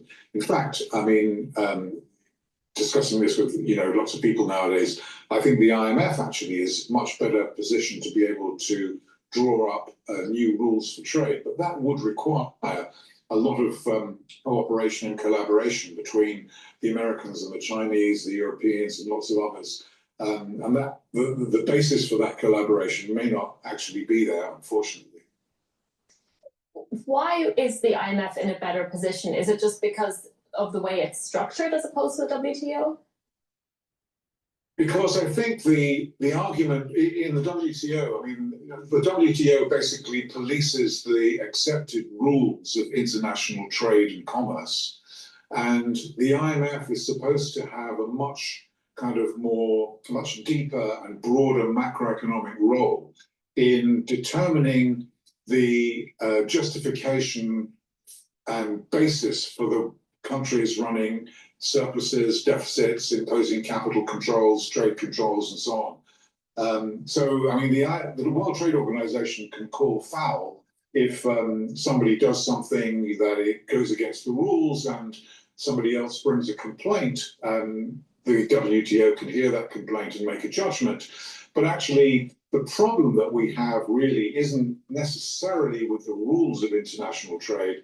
It's specifically, i.e. tariffs and quotas and so on, but it actually is with a lot of controls and what we call behind the border measures, which are industrial policies, subsidies, procurement, below market borrowing programs, the kinds of things that don't really make the headlines of news and so on because they're hidden and because they're domestic policy, ostensibly domestic policy, but they result in the creation of these big surpluses and deficits, which are the primary cause of trade and commercial conflict between, ostensibly between the US and China, but between lots of other countries as well.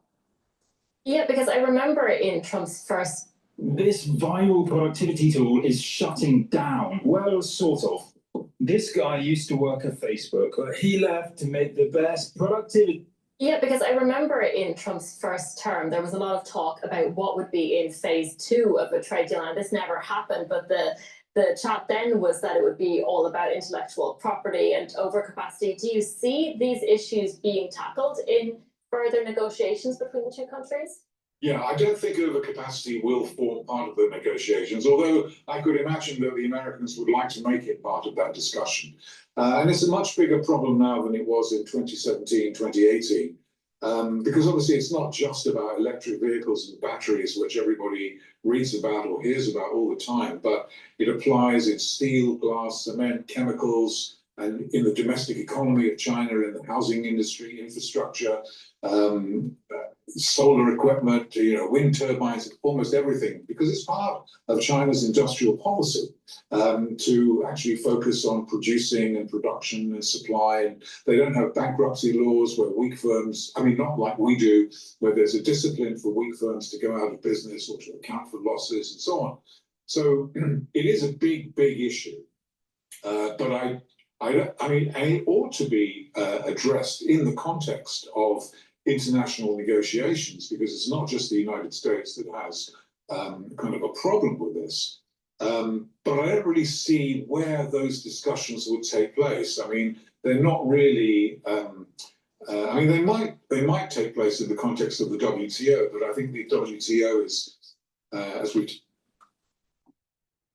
think a very important focus of the United States is to come to the realization, including the business community, that China is using its economic prowess to build up its military with its navy and with its army, and that the chances of bringing in Taiwan into the fold of mainland China is increasing. But you have people in the business community in the United States that says, we can't have tariffs. We got to have just the same old status quo as for the last 35 years, where we just import goods and just let China rise. No. Because there's going to be a feedback loop. If China does rise and erodes the hegemonic power of the United States, then the economic viability of the United States starts to go down. Case in point, look at what happened with the UK after World War I. They were decimated because of World War I and World War II, and they basically lost their empire. They didn't win. Did they win World War I and World War II? No, not really. Not really. They survived it. They didn't win it. Please go to my store, the-studio-reykjavik.com, and get the vitamin K2 MK7 molecule. It stacks really well with the D3. D3 and K2 is going to help to absorb calcium, especially if you have magnesium in your diet or through a supplementation, because magnesium increases the efficacy of D3. But the point here is that when you take vitamin D3 and vitamin K2, what it will do is help you to absorb calcium, and you do resistance training, and it's going to help to build the bone density. Also, it's going to help to pull some of that calcium depositing around plaque in your vascular system. So it's going to help with your vascular health too, right? And reduce calcium deposits. Another way to improve the health of your vascular system is to stack it with the nattokinase. Now, you can take nattokinase separately, but again, if you take my advice and stack with the K2, D3, and the nattokinase, you're supercharging that cardiovascular health. Nattokinase breaks up clots.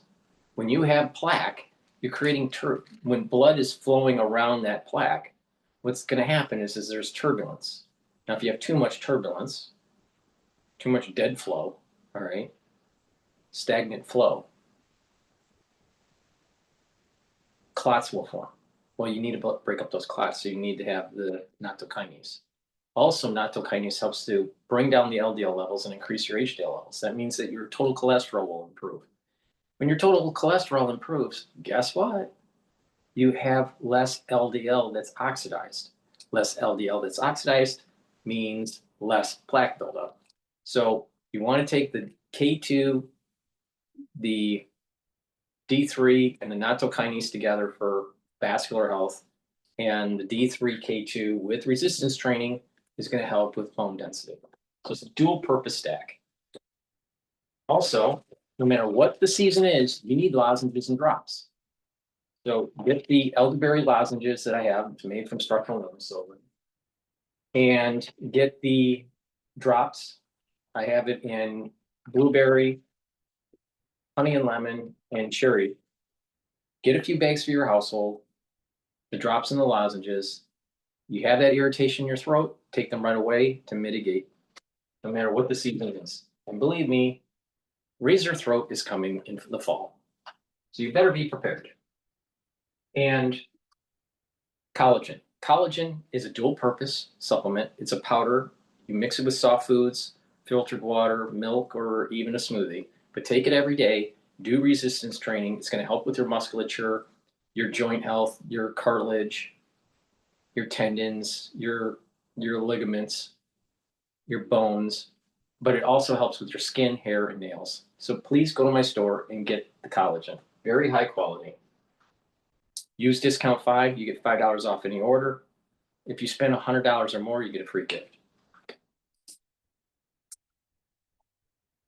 That's rather emaciated compared with what it was once.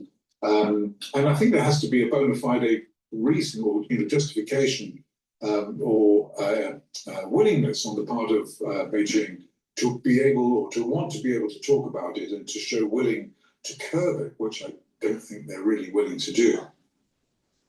Whatever you think of this model, is it even sustainable? Because if I understand you right, at the moment we have the situation where Chinese consumers have way too many products they don't want to buy. They don't have the money to buy all these electric vehicles. There's an oversupply of housing. There is infrastructure that's being underused.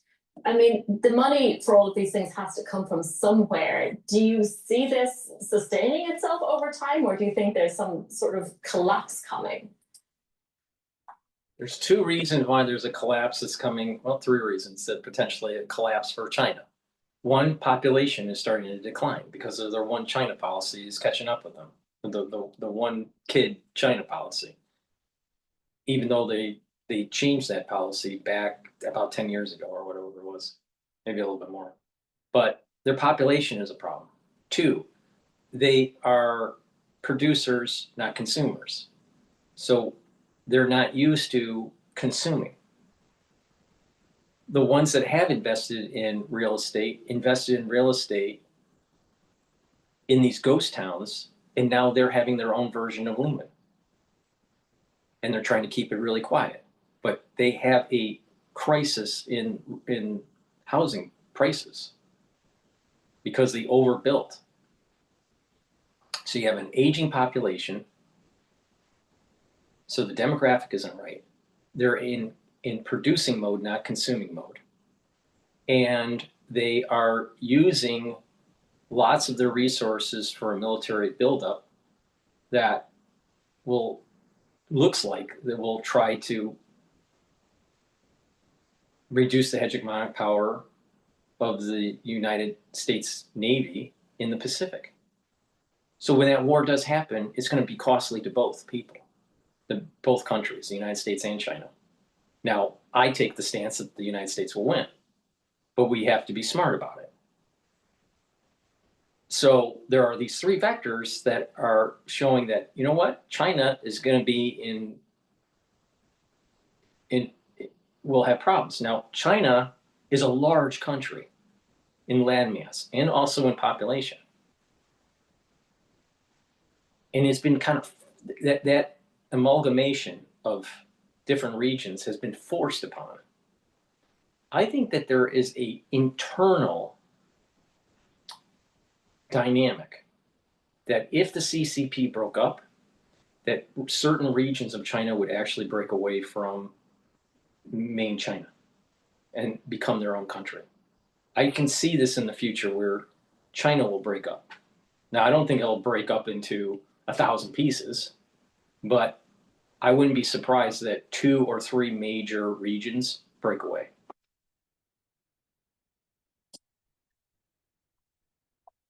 Well, I mean, a Leninist basic Hearts. No two beat the same. So we built a team of the best heart surgeons who always find the one approach that's best for you. I mean, a Leninist-based economy has all sorts of tools and controls available to it to be able to, what we used to say in the financial crisis in 2008, extend and pretend. You just kind of push the problem out into the next, 2, 3, 5 years and pretend that it's not an issue now. I mean, banks did that all the time until obviously the regulations were tightened up. But national governments can do that almost with impunity. And so I mean, the pressure is certainly there. I think that Chinese policymakers, many of them, and certainly many Chinese economists at think tanks, for example, I think they're well aware that the industrial policy export model which China is pursuing is leading it down a very kind of rocky path, and that the model needs to change towards one which emphasizes consumption and imports more. And if it did that, I'm pretty sure that a lot of the problems in international trade, not all of them, but a lot of them would actually diminish.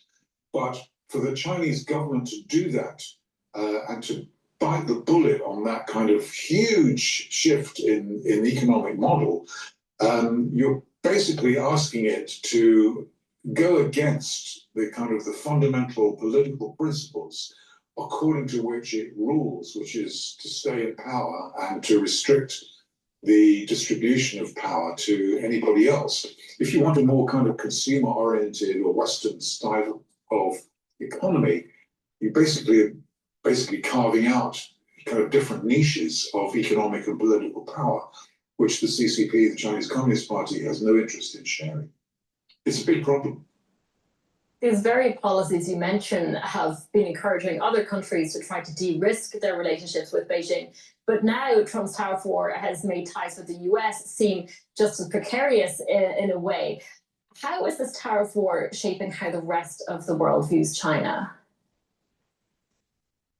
Well, there was, in the early days of Trump's kind of tariff campaign during the early spring and late spring, there was a lot of sentiment around that, we have to, de-risk ourselves actually from the United States, which has become an unreliable ally. And, we don't really know, we don't really want to pay Trump's tariffs. And, there are lots of excuses being made that people should diversify their trade away from the United States and towards China. I mean, it's certainly in the United Kingdom. I don't think it's going to happen, but I mean, there were certainly people in the government that were kind of speaking along those lines. And of course, it's nonsense because the Chinese market, I mean, although the Chinese have very, very high levels of imports because, it's a $20 trillion economy, but the growth of imports in China in the last 5 years has been pretty much zero. China's model is really all about exporting products to people, not importing them. So the idea that, the EU or Britain or Korea or Japan, Brazil, India, and so on, the countries would find new export markets in China as a substitute for the United States was always a fantasy, and it is a fantasy. So I think that there's been a kind of reluctant, biting of the bottom lip on the part of, US allies and countries that are essentially aligned with, let's say, Western commerce and Western trade. Now, they've basically agreed reluctantly to say, well, if we can get 10, 15%, even 20% tariffs, with the United States, we don't like it, but we can live with it. And we don't really want to get into a kind of a bidding war with Trump, where if we retaliate, he'll just uber retaliate, to the point where relations will be severely compromised or break down. So, yeah, I mean, I think that there's been a bit of a kind of reconciliation, shall we say, with the kind of original view. And many countries, not all of the ones that Trump boasted about, but many countries have reached trade agreements with the US in which they've agreed higher tariffs, but not necessarily crippling. I mean, I imagine they will adapt, and I think that's the reality. I mean, they've agreed to do it, but through gritted teeth. You've mentioned China's reliance on exports, but one thing it has been importing is Russian energy. Why has it not been getting the same slack as India for doing that?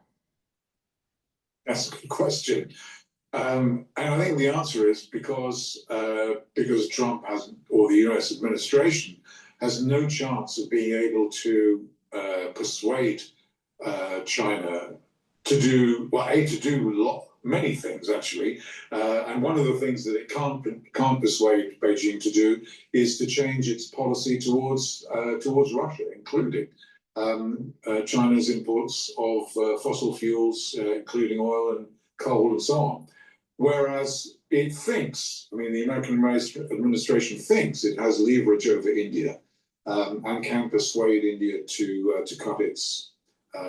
At least, I mean, some of that oil that it's getting from Russia isn't all about consumption in India. A lot of it is, but a lot of it is also transshipping Russian oil to third countries. So I imagine, I don't really know the details, none of us do at this stage, that the pressure on the Indian government from the United States has been to try to curtail fossil fuel imports from Russia. But, you know, the Americans probably feel they have a chance of being able to do that, whereas I think they have zero chance of being able to persuade Chinese to do that. George Magnus, we could talk about this all day, but very sadly, I have to leave it there. Thank you so much.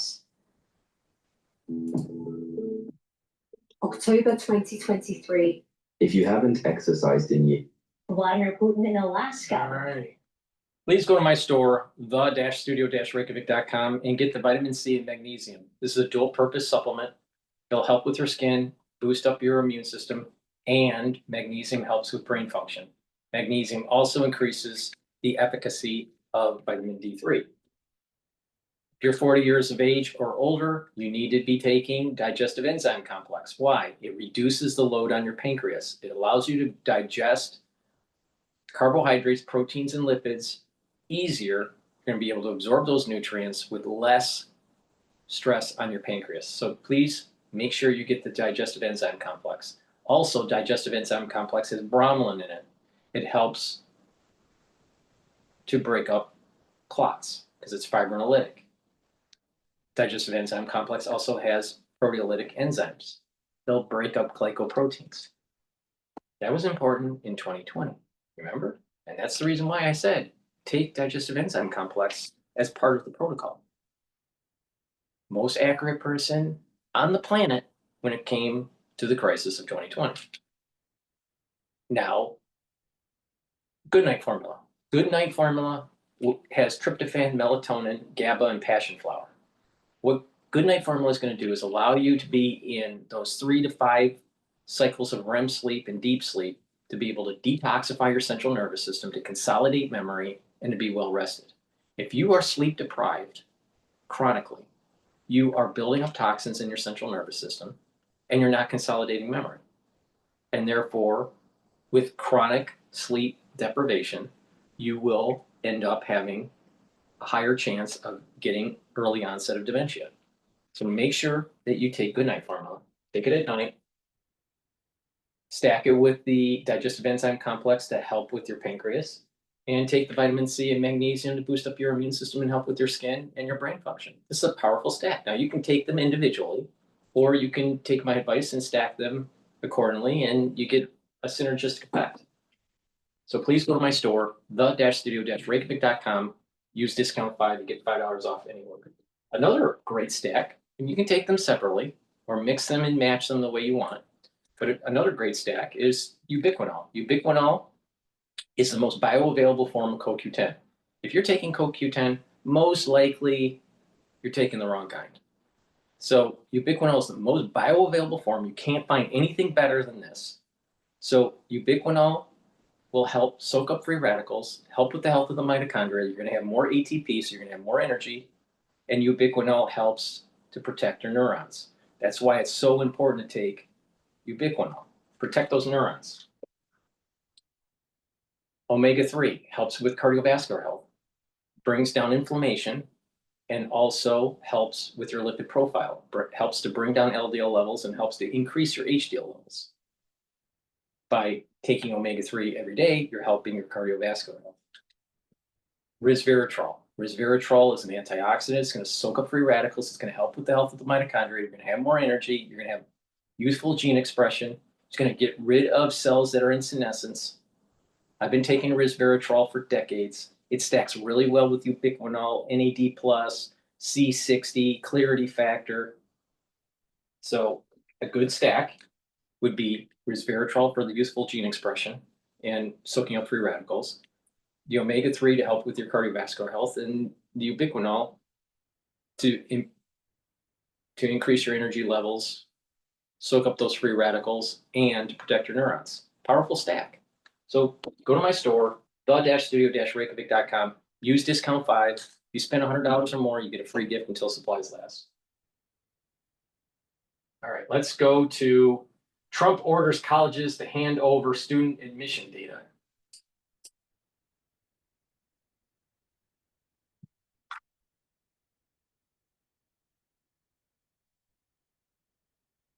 E4, a complete AI creation platform.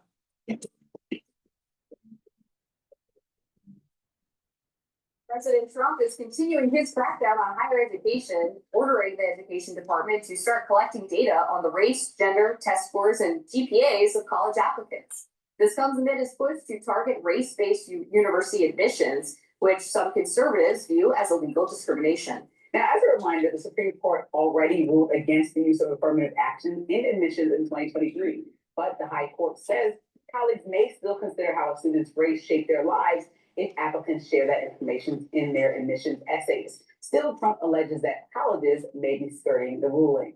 Legal experts say the new order could have a chilling effect on universities, and experts say the order could wind up making wealth even more influential in admissions.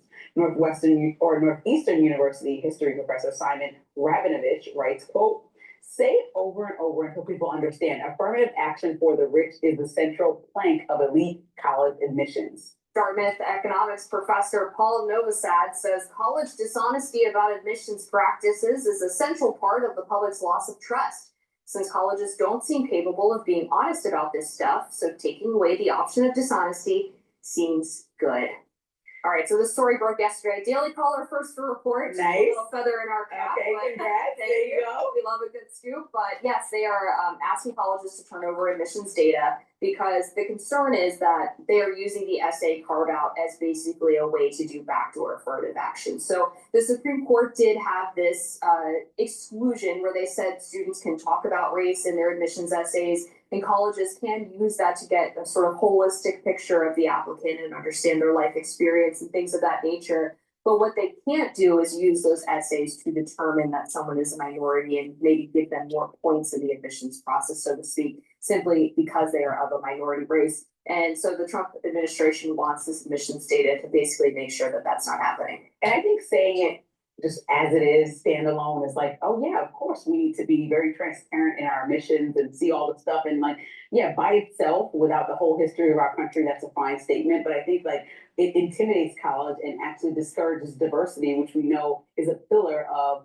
equality in our country, understanding why affirmative action was even created, right? Because there were a lack of opportunities for people of color to be in these spaces systemically. And I think when you think about historically Black colleges and universities like Howard University up the block, these were created because Black people were traditionally left out wholly of the college or university process and excluded widely in a large majority. And so even though we had elevated and extended past that, and our society is very proudly diverse and integrated. You know, factors to consider about wealth and how it's still unfair advantages for people are still like heavily weighted on the college process, which will lead it to be less diverse because of people and Here's the problem with her logic.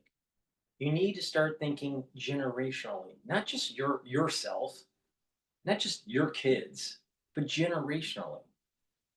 And by viewing it generationally, you're going to be able to move up the social ladder and be able to get your future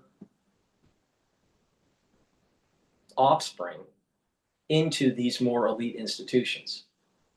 All right?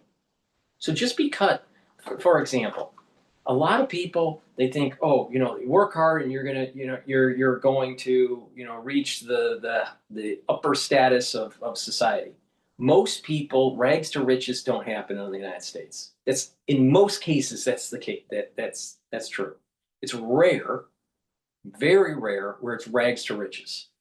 All right, but you can go from, let's say, middle class to upper middle class, or from poor to middle class.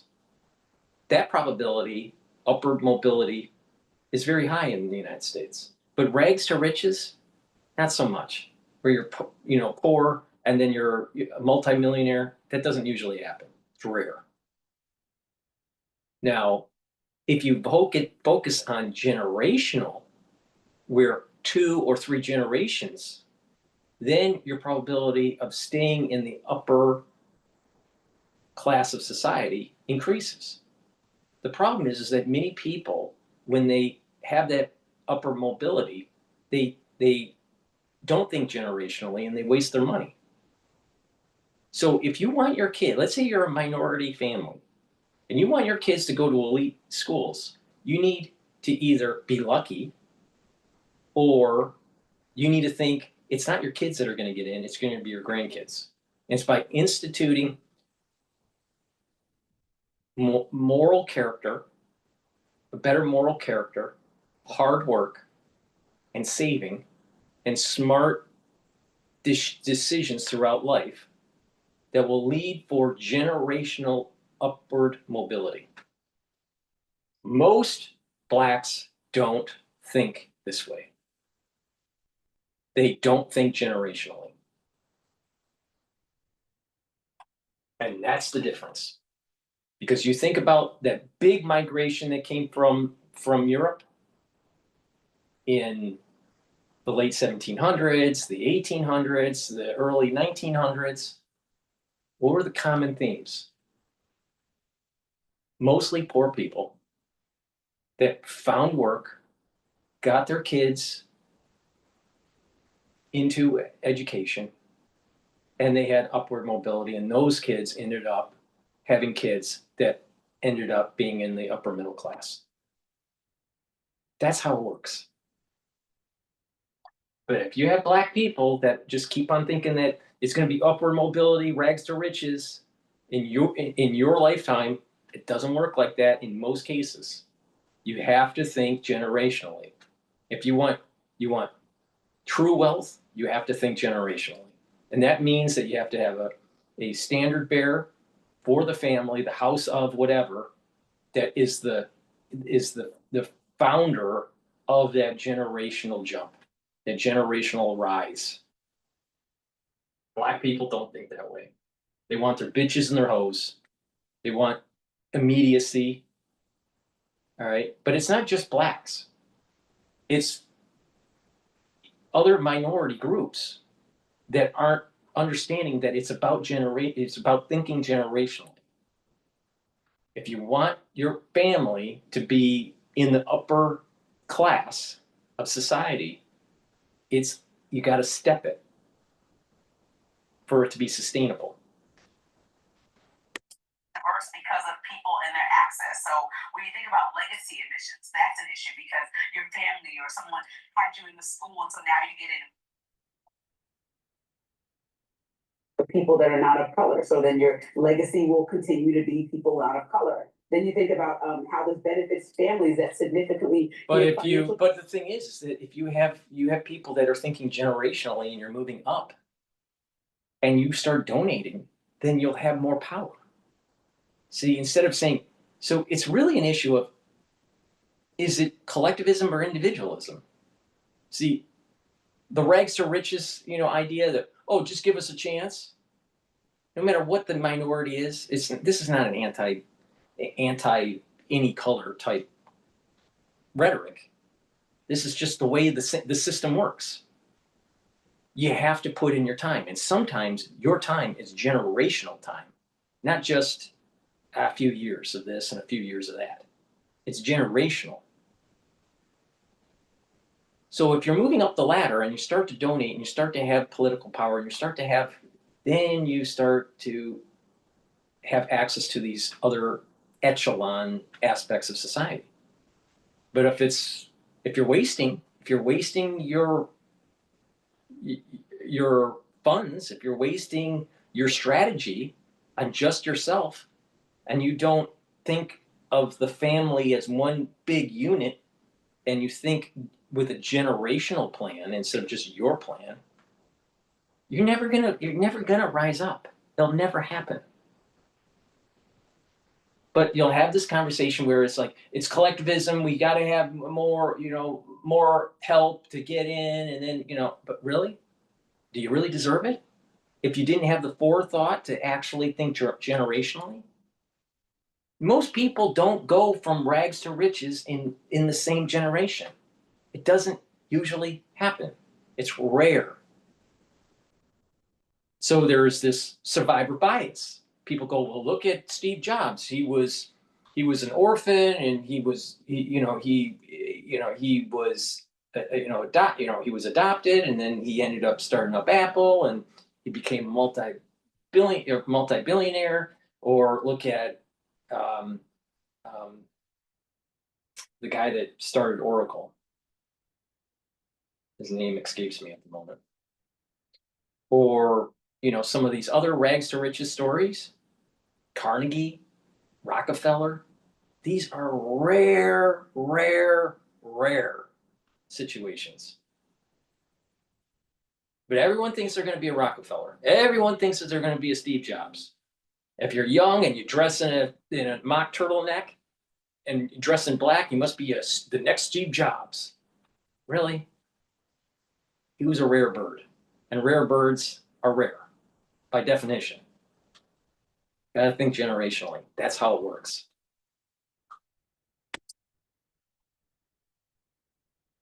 For colleges, like, do we want everybody in the school who's not qualified being somebody's son or daughter or niece or nephew that gave $1 million to the School of Journalism? No, we also want great writers to be in the School of Journalism from all backgrounds. Then you have early admissions programs. Research suggests that. How do you define qualified? And this is what one of the justices at the Supreme Court was saying. What's qualified? How do you define qualified? Just a GPA and an assessment score? Here's a fact. The higher your GPA, the higher your assessment score, the chances are you'll make less money, not more money. So what's qualified for elite institutions?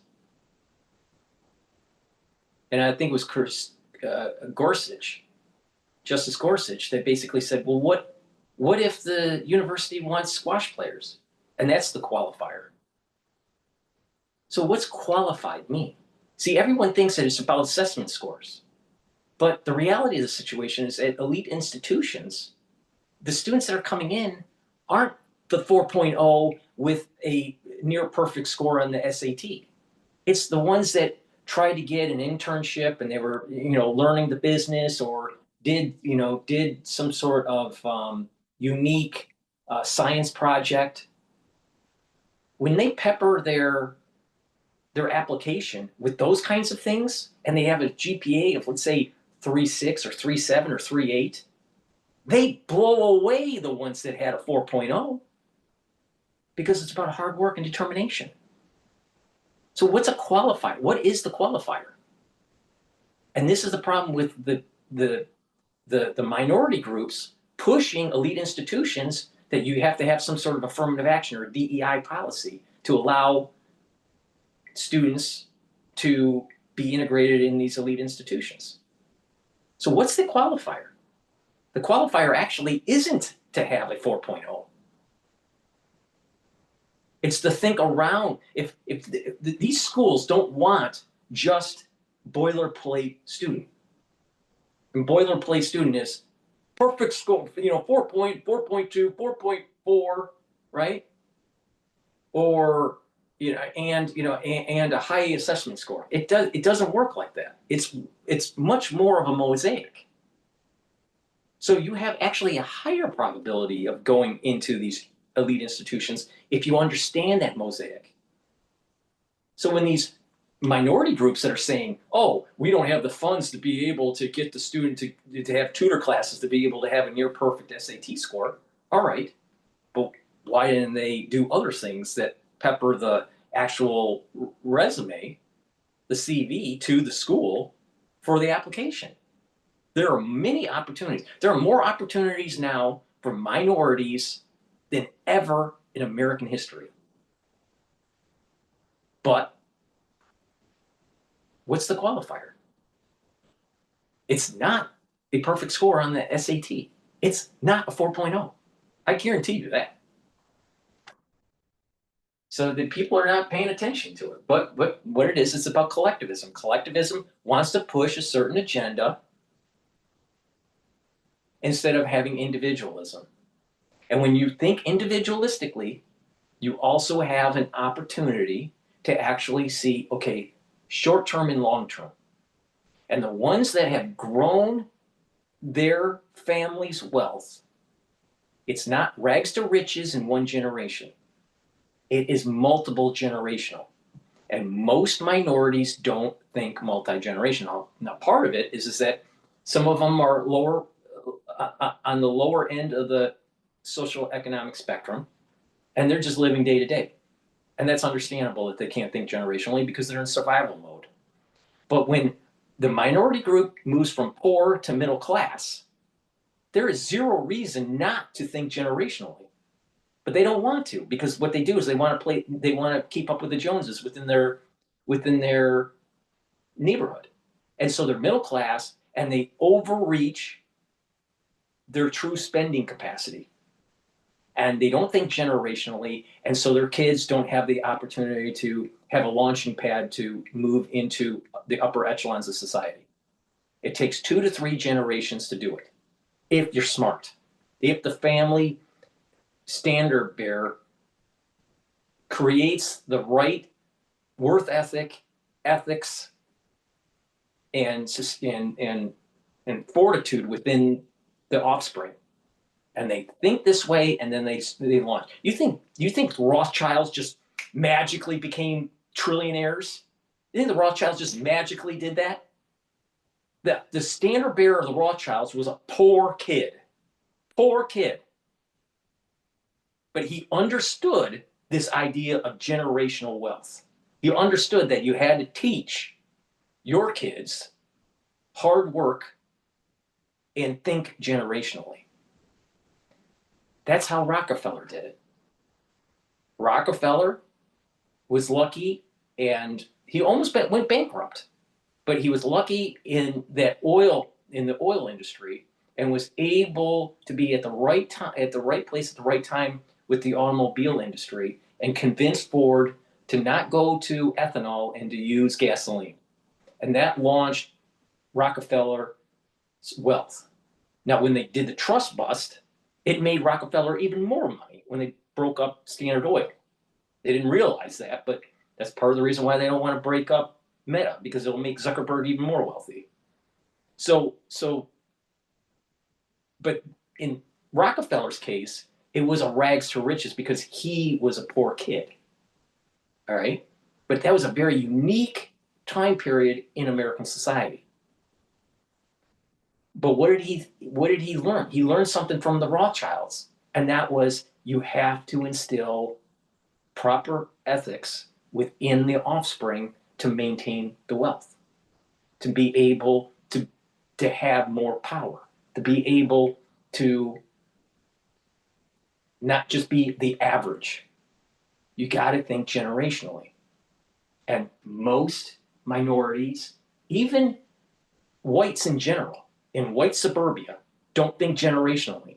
What happens is they have a good job, they save some money, they have a large 401k over time, or they have property or whatever. They die, maybe they have about $5 million in savings or in assets.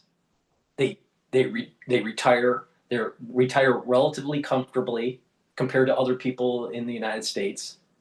They burn down their savings. By the time they die, and let's say they have 2 kids, some of that wealth is going to be transferred over, maybe $1 million, maybe $2 million. But the thing is that most of these people aren't thinking generationally. Because if they were thinking generationally, they would be pooling their assets together and thinking more like the Rothschilds. So instead, you have white America demonizing the Rothschilds on what a very poor kid did to become the richest family in the world.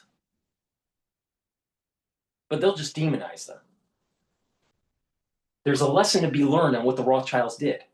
Now you have all these conspiracy theorists that are going, well, maybe there are demons, or maybe they're, part of, some big cabal and blah, blah, blah. Just boil it down to the very fact it's about thinking generationally. And that's the key to success in the United States. And stop asking for a handout. Reading that app. Every day you wait to make that hire, your competitors get another step ahead. With somewhere.com, we can fill your role. Research suggests that I was reading that applicants are actually 3 times more likely to be white in those early admissions programs. Then you have disproportionate access to resources. So when we talk about But if you think generationally, these minorities, that second and third generation, you're going to have the resources to be able to do the early application. I mean, to get into college these days is almost, to get into a good school, like the top 50 in the United States, it's almost like going to medical school. It's that intense, all right? Now, that's not healthy for kids, no matter if they're of wealth or of simple, humble means. So that's another issue. But the issue with this is that if you think generationally, you will have the resources. So if your kid can't get in because you're just not at that rung of this socioeconomic ladder, it's okay. It's okay. Because your kids might be able to do it if you think generationally. And that's what many immigrants back in the 1800s, back in the early 1900s thought. It wasn't the ones that immigrated, it was their kids or their kids' kids that ended up moving up to upper class. it's testing, SAT prep courses, elite like services that allow you to write better essays. Obviously, people from a higher income have the luxury to consider things like that. And so when you're preparing for these tests and not taking into consideration what socioeconomic background somebody comes from, then you're not considering that perhaps they didn't get and I don't know how the SATs are graded now. When I was back, it was like 1,500 or whatever. Like maybe they didn't get the highest score because they didn't have the opportunity to prep, but they still are brilliant and could probably bring massive things to, let's say, Columbia. Exactly. And that's why that's why it's the other items on the CV. It's not just it's not the high SAT or GPA. It's some of these other internships and extracurriculars that are really important that kind of like stand out. Now, if you want to go to Harvard, everyone gets read at Harvard. Everyone. Every single applicant gets read because it's read across the whole United States. No matter where the applicant is applying, that region is divided amongst different alumnus that read the applicant. Every single application's read. So it is, if your kid isn't smart enough to get into Harvard, they don't deserve to be in Harvard.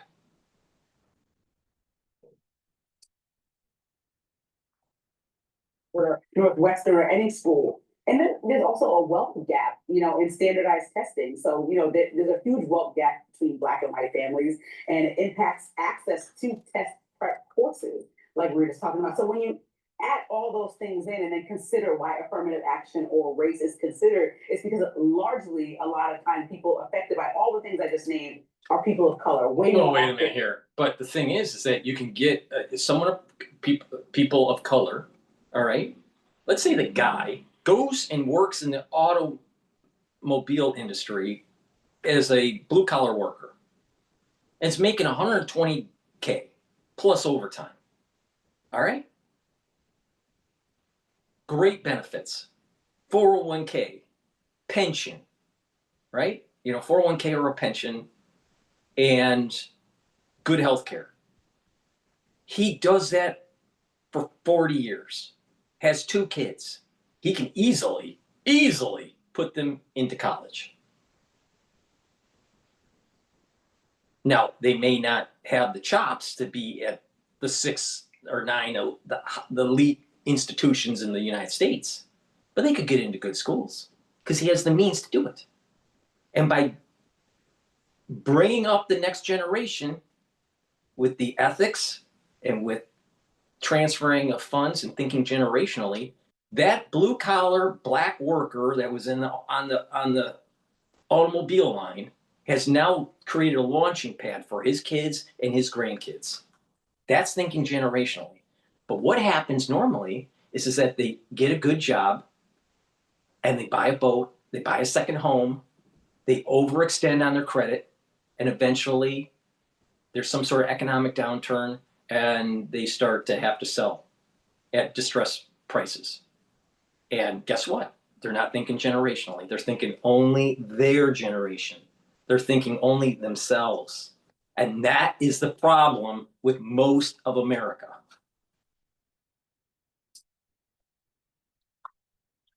Unfortunately, in this country. And so you still want to give people the same opportunity if they're smart, if they're promising, if they sold you on their essay that they belong and are passionate about this school. You want to give them an opportunity to also achieve the American dream, understanding our country's history. Yeah, I think you hit on a really important point here, which is that I view a lot of the... What is the American dream? The American dream isn't rags to riches. It's very rare for that to happen. Rare. It's even rarer now than ever. The American dream is work hard and think long term, generationally, and you'll get there. The probability of success, if you think generationally, will happen. But because we're so me-oriented and want instant gratification, there's the problem. And so when you start whining that there's disparities in income levels and in opportunities because you want instant gratification, don't be surprised that the system shits on you.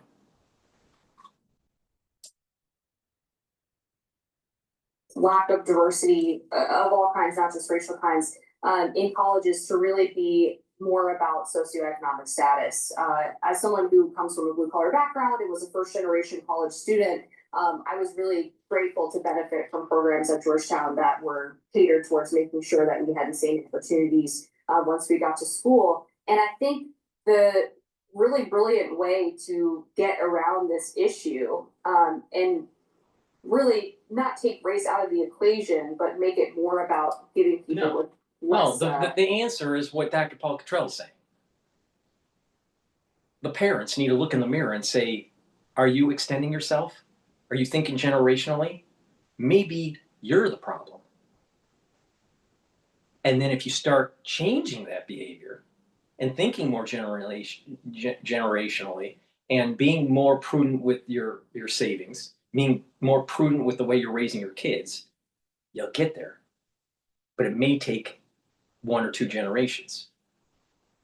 But when you do that, you're building the foundation for future generations to sustain that. Now, some people would say, well, after 2 generations, wealth starts to decline. Well, part of that is because you didn't instill hard work and good ethics within the family unit.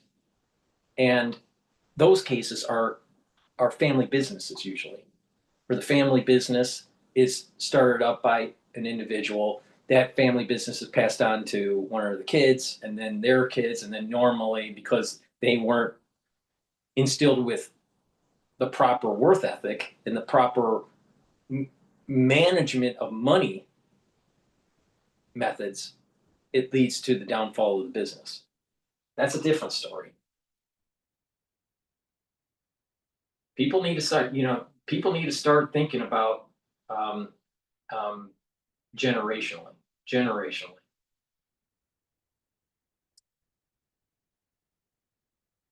Advantages early in life, the opportunity to attend these really great colleges is by focusing on making sure that there's diversity in socioeconomic status, which would disproportionately benefit minority students because, as you mentioned, there is this wealth gap that exists. Coleman Hughes, who's a really prominent Black conservative commentator, talks about this issue a lot and how this could be a way to keep in line with the Civil Rights Act while also making sure that people from disadvantaged backgrounds still have opportunities. Because I think one of the dangers with affirmative action programs, and to be fair, the Supreme Court, when they first talked about affirmative action decades ago, acknowledged that there would come a time where they would. All right, let me get this straight. All right, so she's coming from a disadvantaged background. First person in her family to go to college type. All right, this newscaster on the Hill.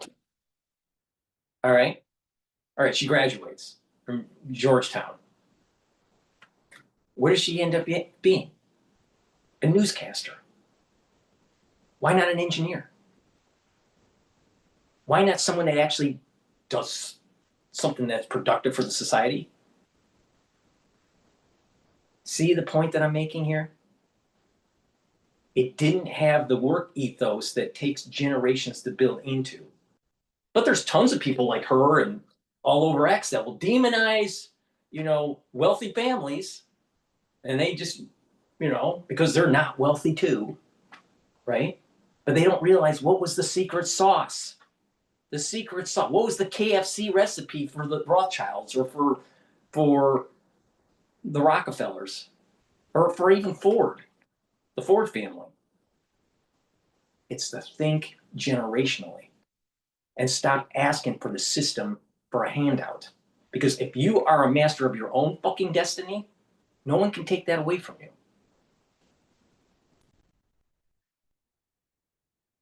Because they have largely achieved their goals in giving minority students more advantages. But what we're looking at now is a situation where the color of the skin does not capture the totality of a person's background or experience. You could have wealthy offspring of African political leaders being weighted the same as someone from an inner city Chicago or New York neighborhood because they both are Black. And that's obviously not a fair situation. It actually crowds out exactly the kind of people who come from a lower socioeconomic status or a place with less opportunity because they are being marked at the same level as someone who does have advantages but happens to have the same skin color. And I don't think it has to be an or thing. I think it should be and. So if we are going to say, fine, we got rid of affirmative action, we are also going to say we should get rid of anybody basically paying their way into colleges. Anybody. The thing is the whole. If you get back to why affirmative action was happening, what was going on at that time? Blacks at that time, you're talking about there were separate bathrooms, separate water faucets, different places to sit in a restaurant. That's where this came from. Now, fast forward to 2025. Do you see that segregation happening? Absolutely not. There's more opportunity now than ever for minorities in the United States. By far. And not only that, there's more opportunities because of technology to learn things for free. Skills that are important to make money, to build businesses. So to say that there's not opportunities for minorities is total horseshit. Rosa Parks had less opportunity when she was a 20-year-old or a 30-year-old than a typical 20 or 30-year-old today of the same ethnicity. So affirmative action was about getting it to a point where individuals of minority status was able to get into the workforce, to have equal civil liberties, and for them to have the self-determination to make the proper decisions so they can have upward mobility. But it's up to them to make those decisions. We're already at that point, and that was the reason why affirmative action needed to be sunsetted.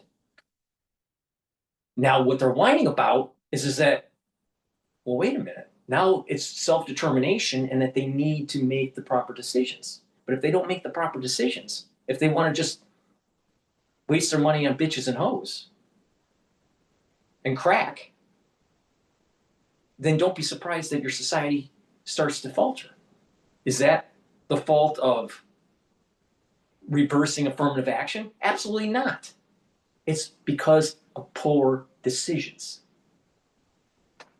Now you can see this in New York, where you have minority groups that are making poor decisions, and that is actually devolving the culture of the society by stealing, by pushing people on the subway. New York is starting to install, and I don't think they're going to be that effective, but they're starting to install these gates, these walls, metal walls that you can see through, because it's made out of like a metal mesh for the subway system. You know why they put those on? Because you had a bunch of black kids pushing Asians or pushing white people onto the train system and having the train run them over. That's because of poor ethics, poor raising of these kids. That's a bigger issue that needs to be addressed.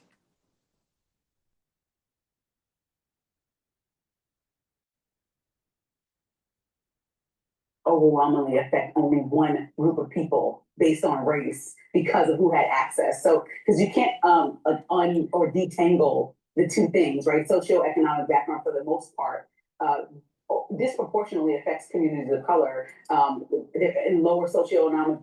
Now let's get this straight here. Wait a minute. When the Jews came over to the United States, all right, at first, they didn't get too much help. So they had to be merchants. And then they ended up making money because they were merchants. And then once they had some money, then because they thought generationally, they were investing in their kids for higher education. And those kids ended up being lawyers, getting into politics, becoming doctors, becoming engineers, and becoming productive citizens outside of the mercantile class. Because they thought generationally. It wasn't handed to them. And if anyone thinks it was handed to them, they're not paying attention to history. Same thing with the Irish. Same thing with the Italians. But something's different with the blacks in America? Really?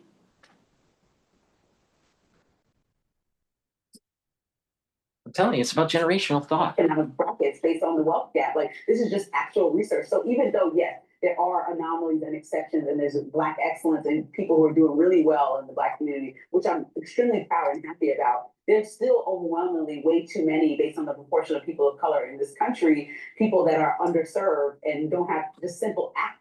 But is that because of the morality of the society? I'm telling you, big difference during de Blasio's time as mayor, all the way through Adams.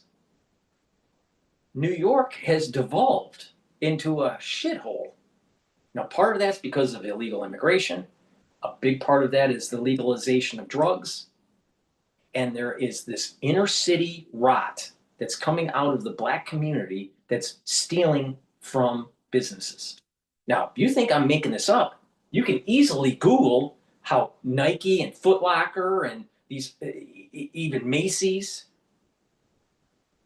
were basically robbed blind when you have this crowd of individuals stealing their merchandise. It's all over the news.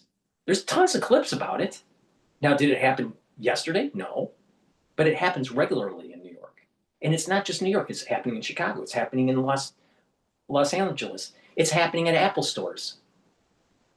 When you have a group of people that don't respect life or property, there's an issue there. There's a big issue there. So don't say it's all about social economic. No, it's the way the kids are raised.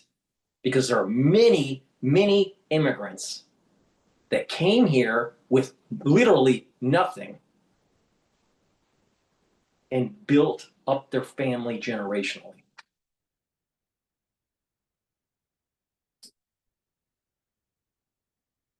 Or visibility to opportunities that should be given the same access because they are equally as smart, they are equally as encouraged, they are equally as interested in being a part of a college community. And so I think that race is hard to detangle into, especially if Really? you don't, Really? Is that really true? Is that really true? Okay, let's play this in corporate America.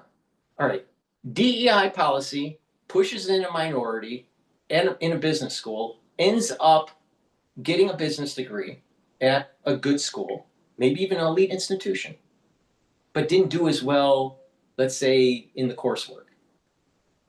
All right, let's say they were mid-range for their as a student.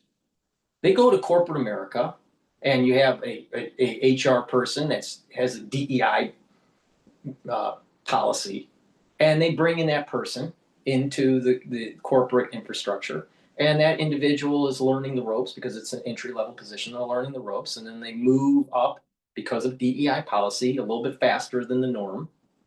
And then they get into management. And so now you have the bitch boss that really doesn't have the skill set to be the boss and makes decisions for the corporation that's actually not beneficial for it. Case in point, look at what happened with Budweiser and Bud Light, where you had the marketing group, which was DEI, that literally destroyed one of the quintessential, most profitable beers in American history because they were promoting bullshit. So just as bright? Really? Just as smart? Really? Just as capable? Really?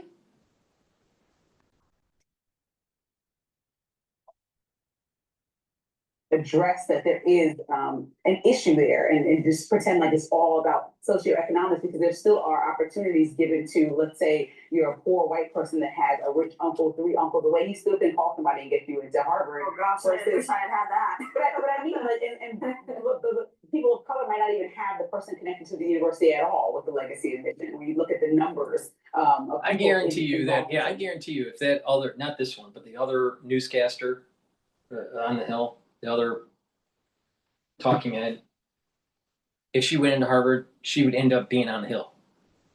All right? Because it's not about the school, it's about the character of the student. It's what's in their soul, it's what's in their constitution. How much grit do you have? And that doesn't come from the school, that comes from the home.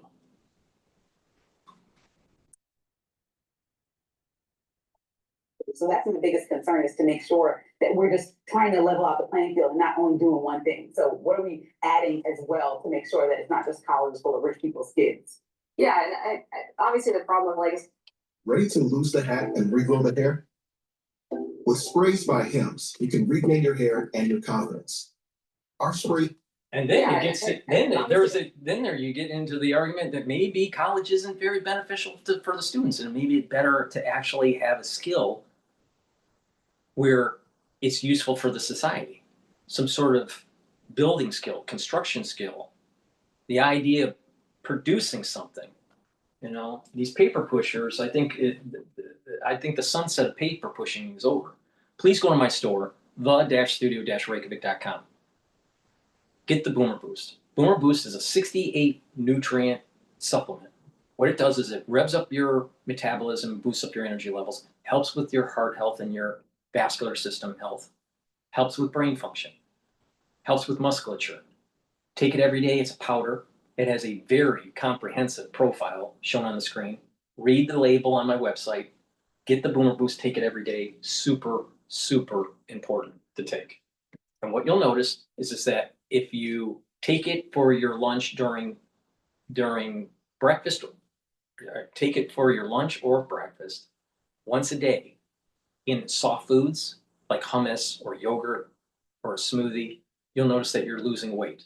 Now, if you don't want to lose weight, that's okay. All right. You can still take the Boomer Boost, but there is a way to use Boomer Boost to lose weight. Now, you're going to have a steady level of energy. You're going to help to soak up free radicals. You're going to reduce inflammation. And it's going to target all these different systems. And you're going to have more vitality. You're going to be moving around more. And when you have that, what's going to happen is that you're going to be more vibrant of an individual. Now, if you want energy like Dr. Paul Cottrell, take the Boomer Boost, right? And like I said, if you use that as your breakfast or your lunch in soft foods or a smoothie, guess what? You're going to lose weight safely. And when you maintain that weight loss, especially over a 5 to 7 year period, then you won't be on your yo-yo diet anymore. Heirloom barley, high density protein. You take a scooper a day, mix it with soft foods, filtered water, milk, or even a smoothie. Take it the same way as the Boomer Boost. It will help to detoxify your body, reduce inflammation, and soak up free radicals with superoxide dismutase. And you can also get the Gladiator barley. Gladiator barley does everything that the heirloom barley does, but it has one extra magical benefit. It helps to build muscle. So you do resistance training, you take the Gladiator barley, and voila, you have more muscle. By taking Gladiator barley or heirloom barley and mixing it with the Boomer Boost, you're also helping with your A1C levels. That's the blood glucose levels. Too many people in America have diabetes. I just told you a way to get rid of it. Now, Gladiator barley also stacks really well, not just with Boomer Boost, but with Myotrol. And remember what Myotrol does.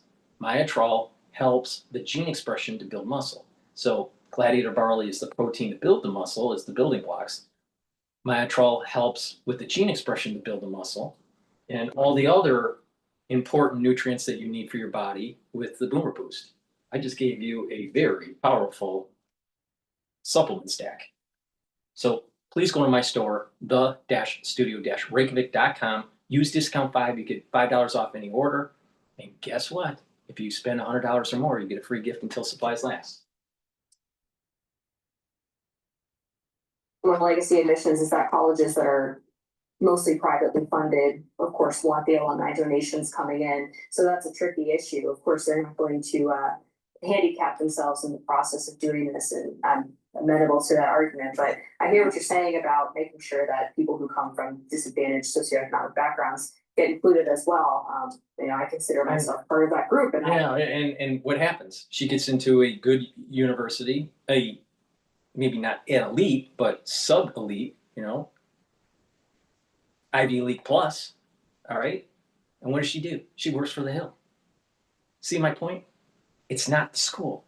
It's the fortitude of the soul. All right. And another really important dynamic that people don't pay attention to. There are many people that have money and they have these kids and they're giving them tutors and they're trying and they're giving them all this extra curriculars and all this.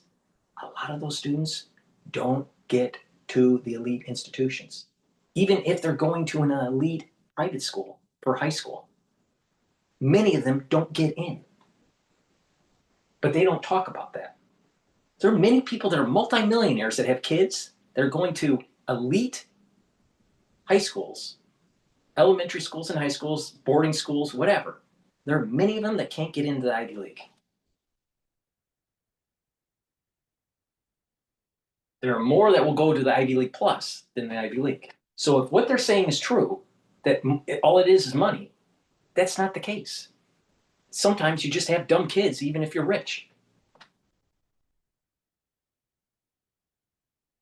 So benefited greatly from my college education. But I think the beauty again of focusing on that aspect of it is that it will capture the fact that Black people have a higher level of being in the lower socioeconomic groups. So you can do that without focusing solely on race. If that's the case, okay, then why doesn't white boys, why aren't there more white boys in basketball? you know, we want equal rights, right? We want equal opportunity, right? If it's fair for the elite institutions to try to equalize, why aren't there more white boys jumping in basketball?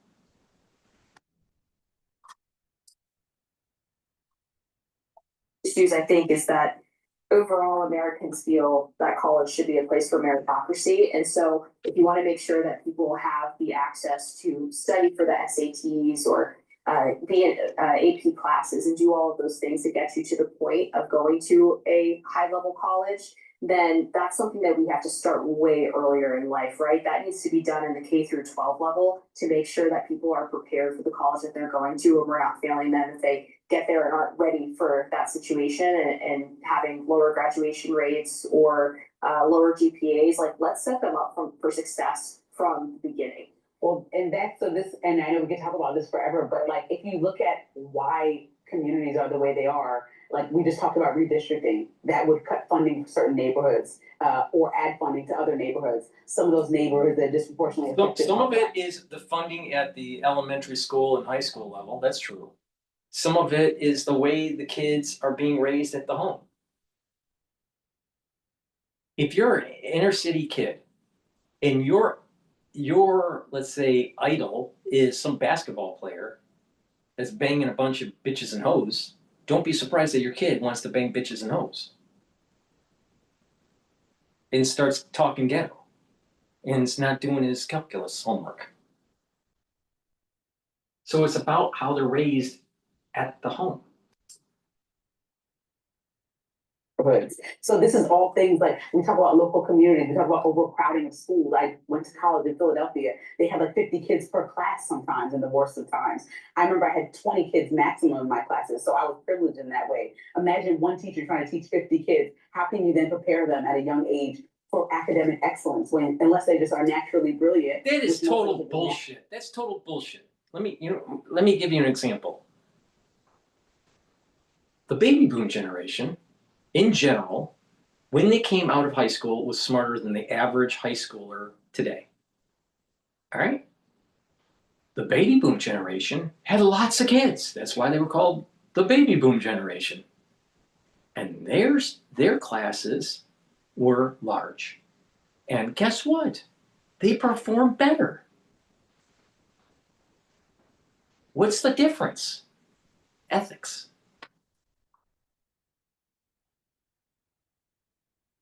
Children, we learn. And so these are all things that are like effective. And then if your parents have the time to get you and resources to get you a tutor, that helps. If they don't and you're falling behind for natural reasons because you like to play too much in class, then you just fall behind, especially if your parents are working 2 jobs trying to make the American dream happen. There's so many, I think, instances that make this not a level playing field from the jump, that we would have to make sure that every single district and every single community is all having the same access to the proper teachers, resources, and funding in order for that to work, which would be sort of the society, or actually anti everything that's happening in society right now. We allow states to decide what they're doing, local communities to get voted in, and all these things to happen. And then naturally, somebody ends up suffering. Some communities are better based on who's wealthier to pay the better taxes and then get the roads paved so you can easily get to school without a flat tire, et cetera, et cetera. So it's like this endless, windy road of like, how do you get to the beginning level where all students have a proper education in this country to prepare for colleges? There's a lot of factors. That's no joke there. All right, up next, Congresswoman Marjorie Taylor Greene has a warning for Fox News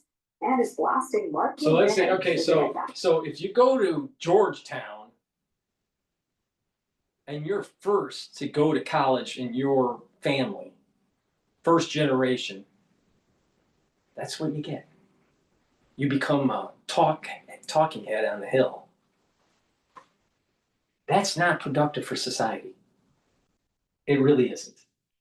Please go to my store, the-studio-reykjavik.com, and get the C60. Why? Because it's the most potent antioxidant that you can buy. Now, what it's going to do is it's going to soak up free radicals. It's going to help to reduce the stress in the cell, in your neurons, soak up free radicals at the vascular level. That's going to help with your cardiovascular health. It's going to help with the endocrine system and the immune system. And guess what? You can get it in MCT coconut oil. avocado oil, and extra virgin olive oil. Now, what C60 does is it's going to soak up free radicals at about hundreds of times, if not 1,000 times more than vitamin C. You can't take enough vitamin C to equal C60. You take a teaspoon a day. Teaspoon a day, preferably on an empty stomach for best absorption. C60 is a 60 carbon molecule that has to be in an oil. That's why it's in different oils. And you absorb it, and what's going to happen is in your cells and in your vascular system and in your neurons, you're going to reduce that stress. It's going to soak up those free radicals, and the ATP is going to go up because your mitochondria and your cells are going to improve. The health of those mitochondria will improve. Now, when you have this happen in your neural at the neuron level, you have lots of ATP to have energy to create neurotransmitters. But when you age, your mitochondria starts to age and not perform as well, and it's not producing as much ATP. This is the reason why your cellular metabolism goes down when you get older, because your mitochondria sucks.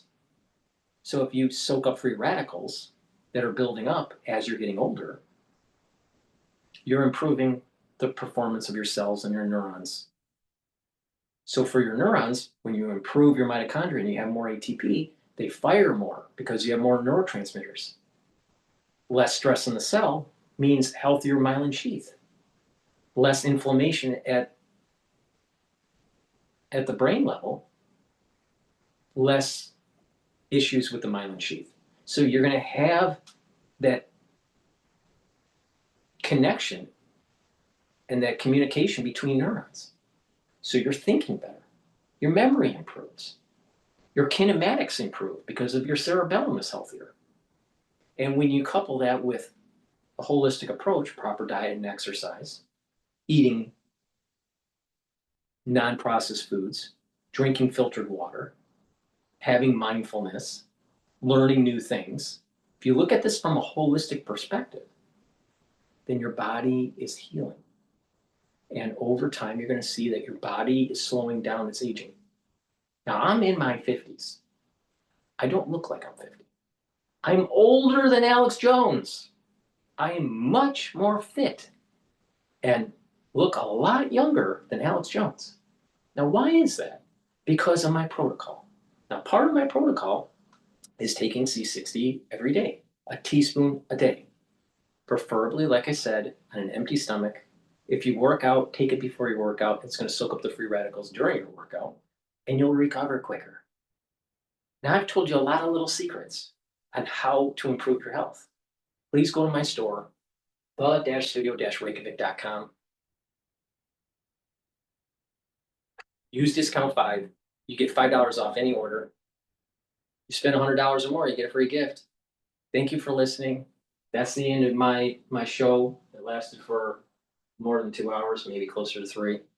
And don't buy the bullshit. Don't fall into the trap of what is in the news. You got to step back and go, well, wait a minute here. What's making sense? Why didn't she turn into an engineer? Why didn't she become a female engineer instead of a female talking head? It's easy to be a talking head. It's not that easy to actually build something, design something. All right? Please go to my store, the-studio-reykjavik.com. Help support the work that I do. Thank you for listening, and have a nice day.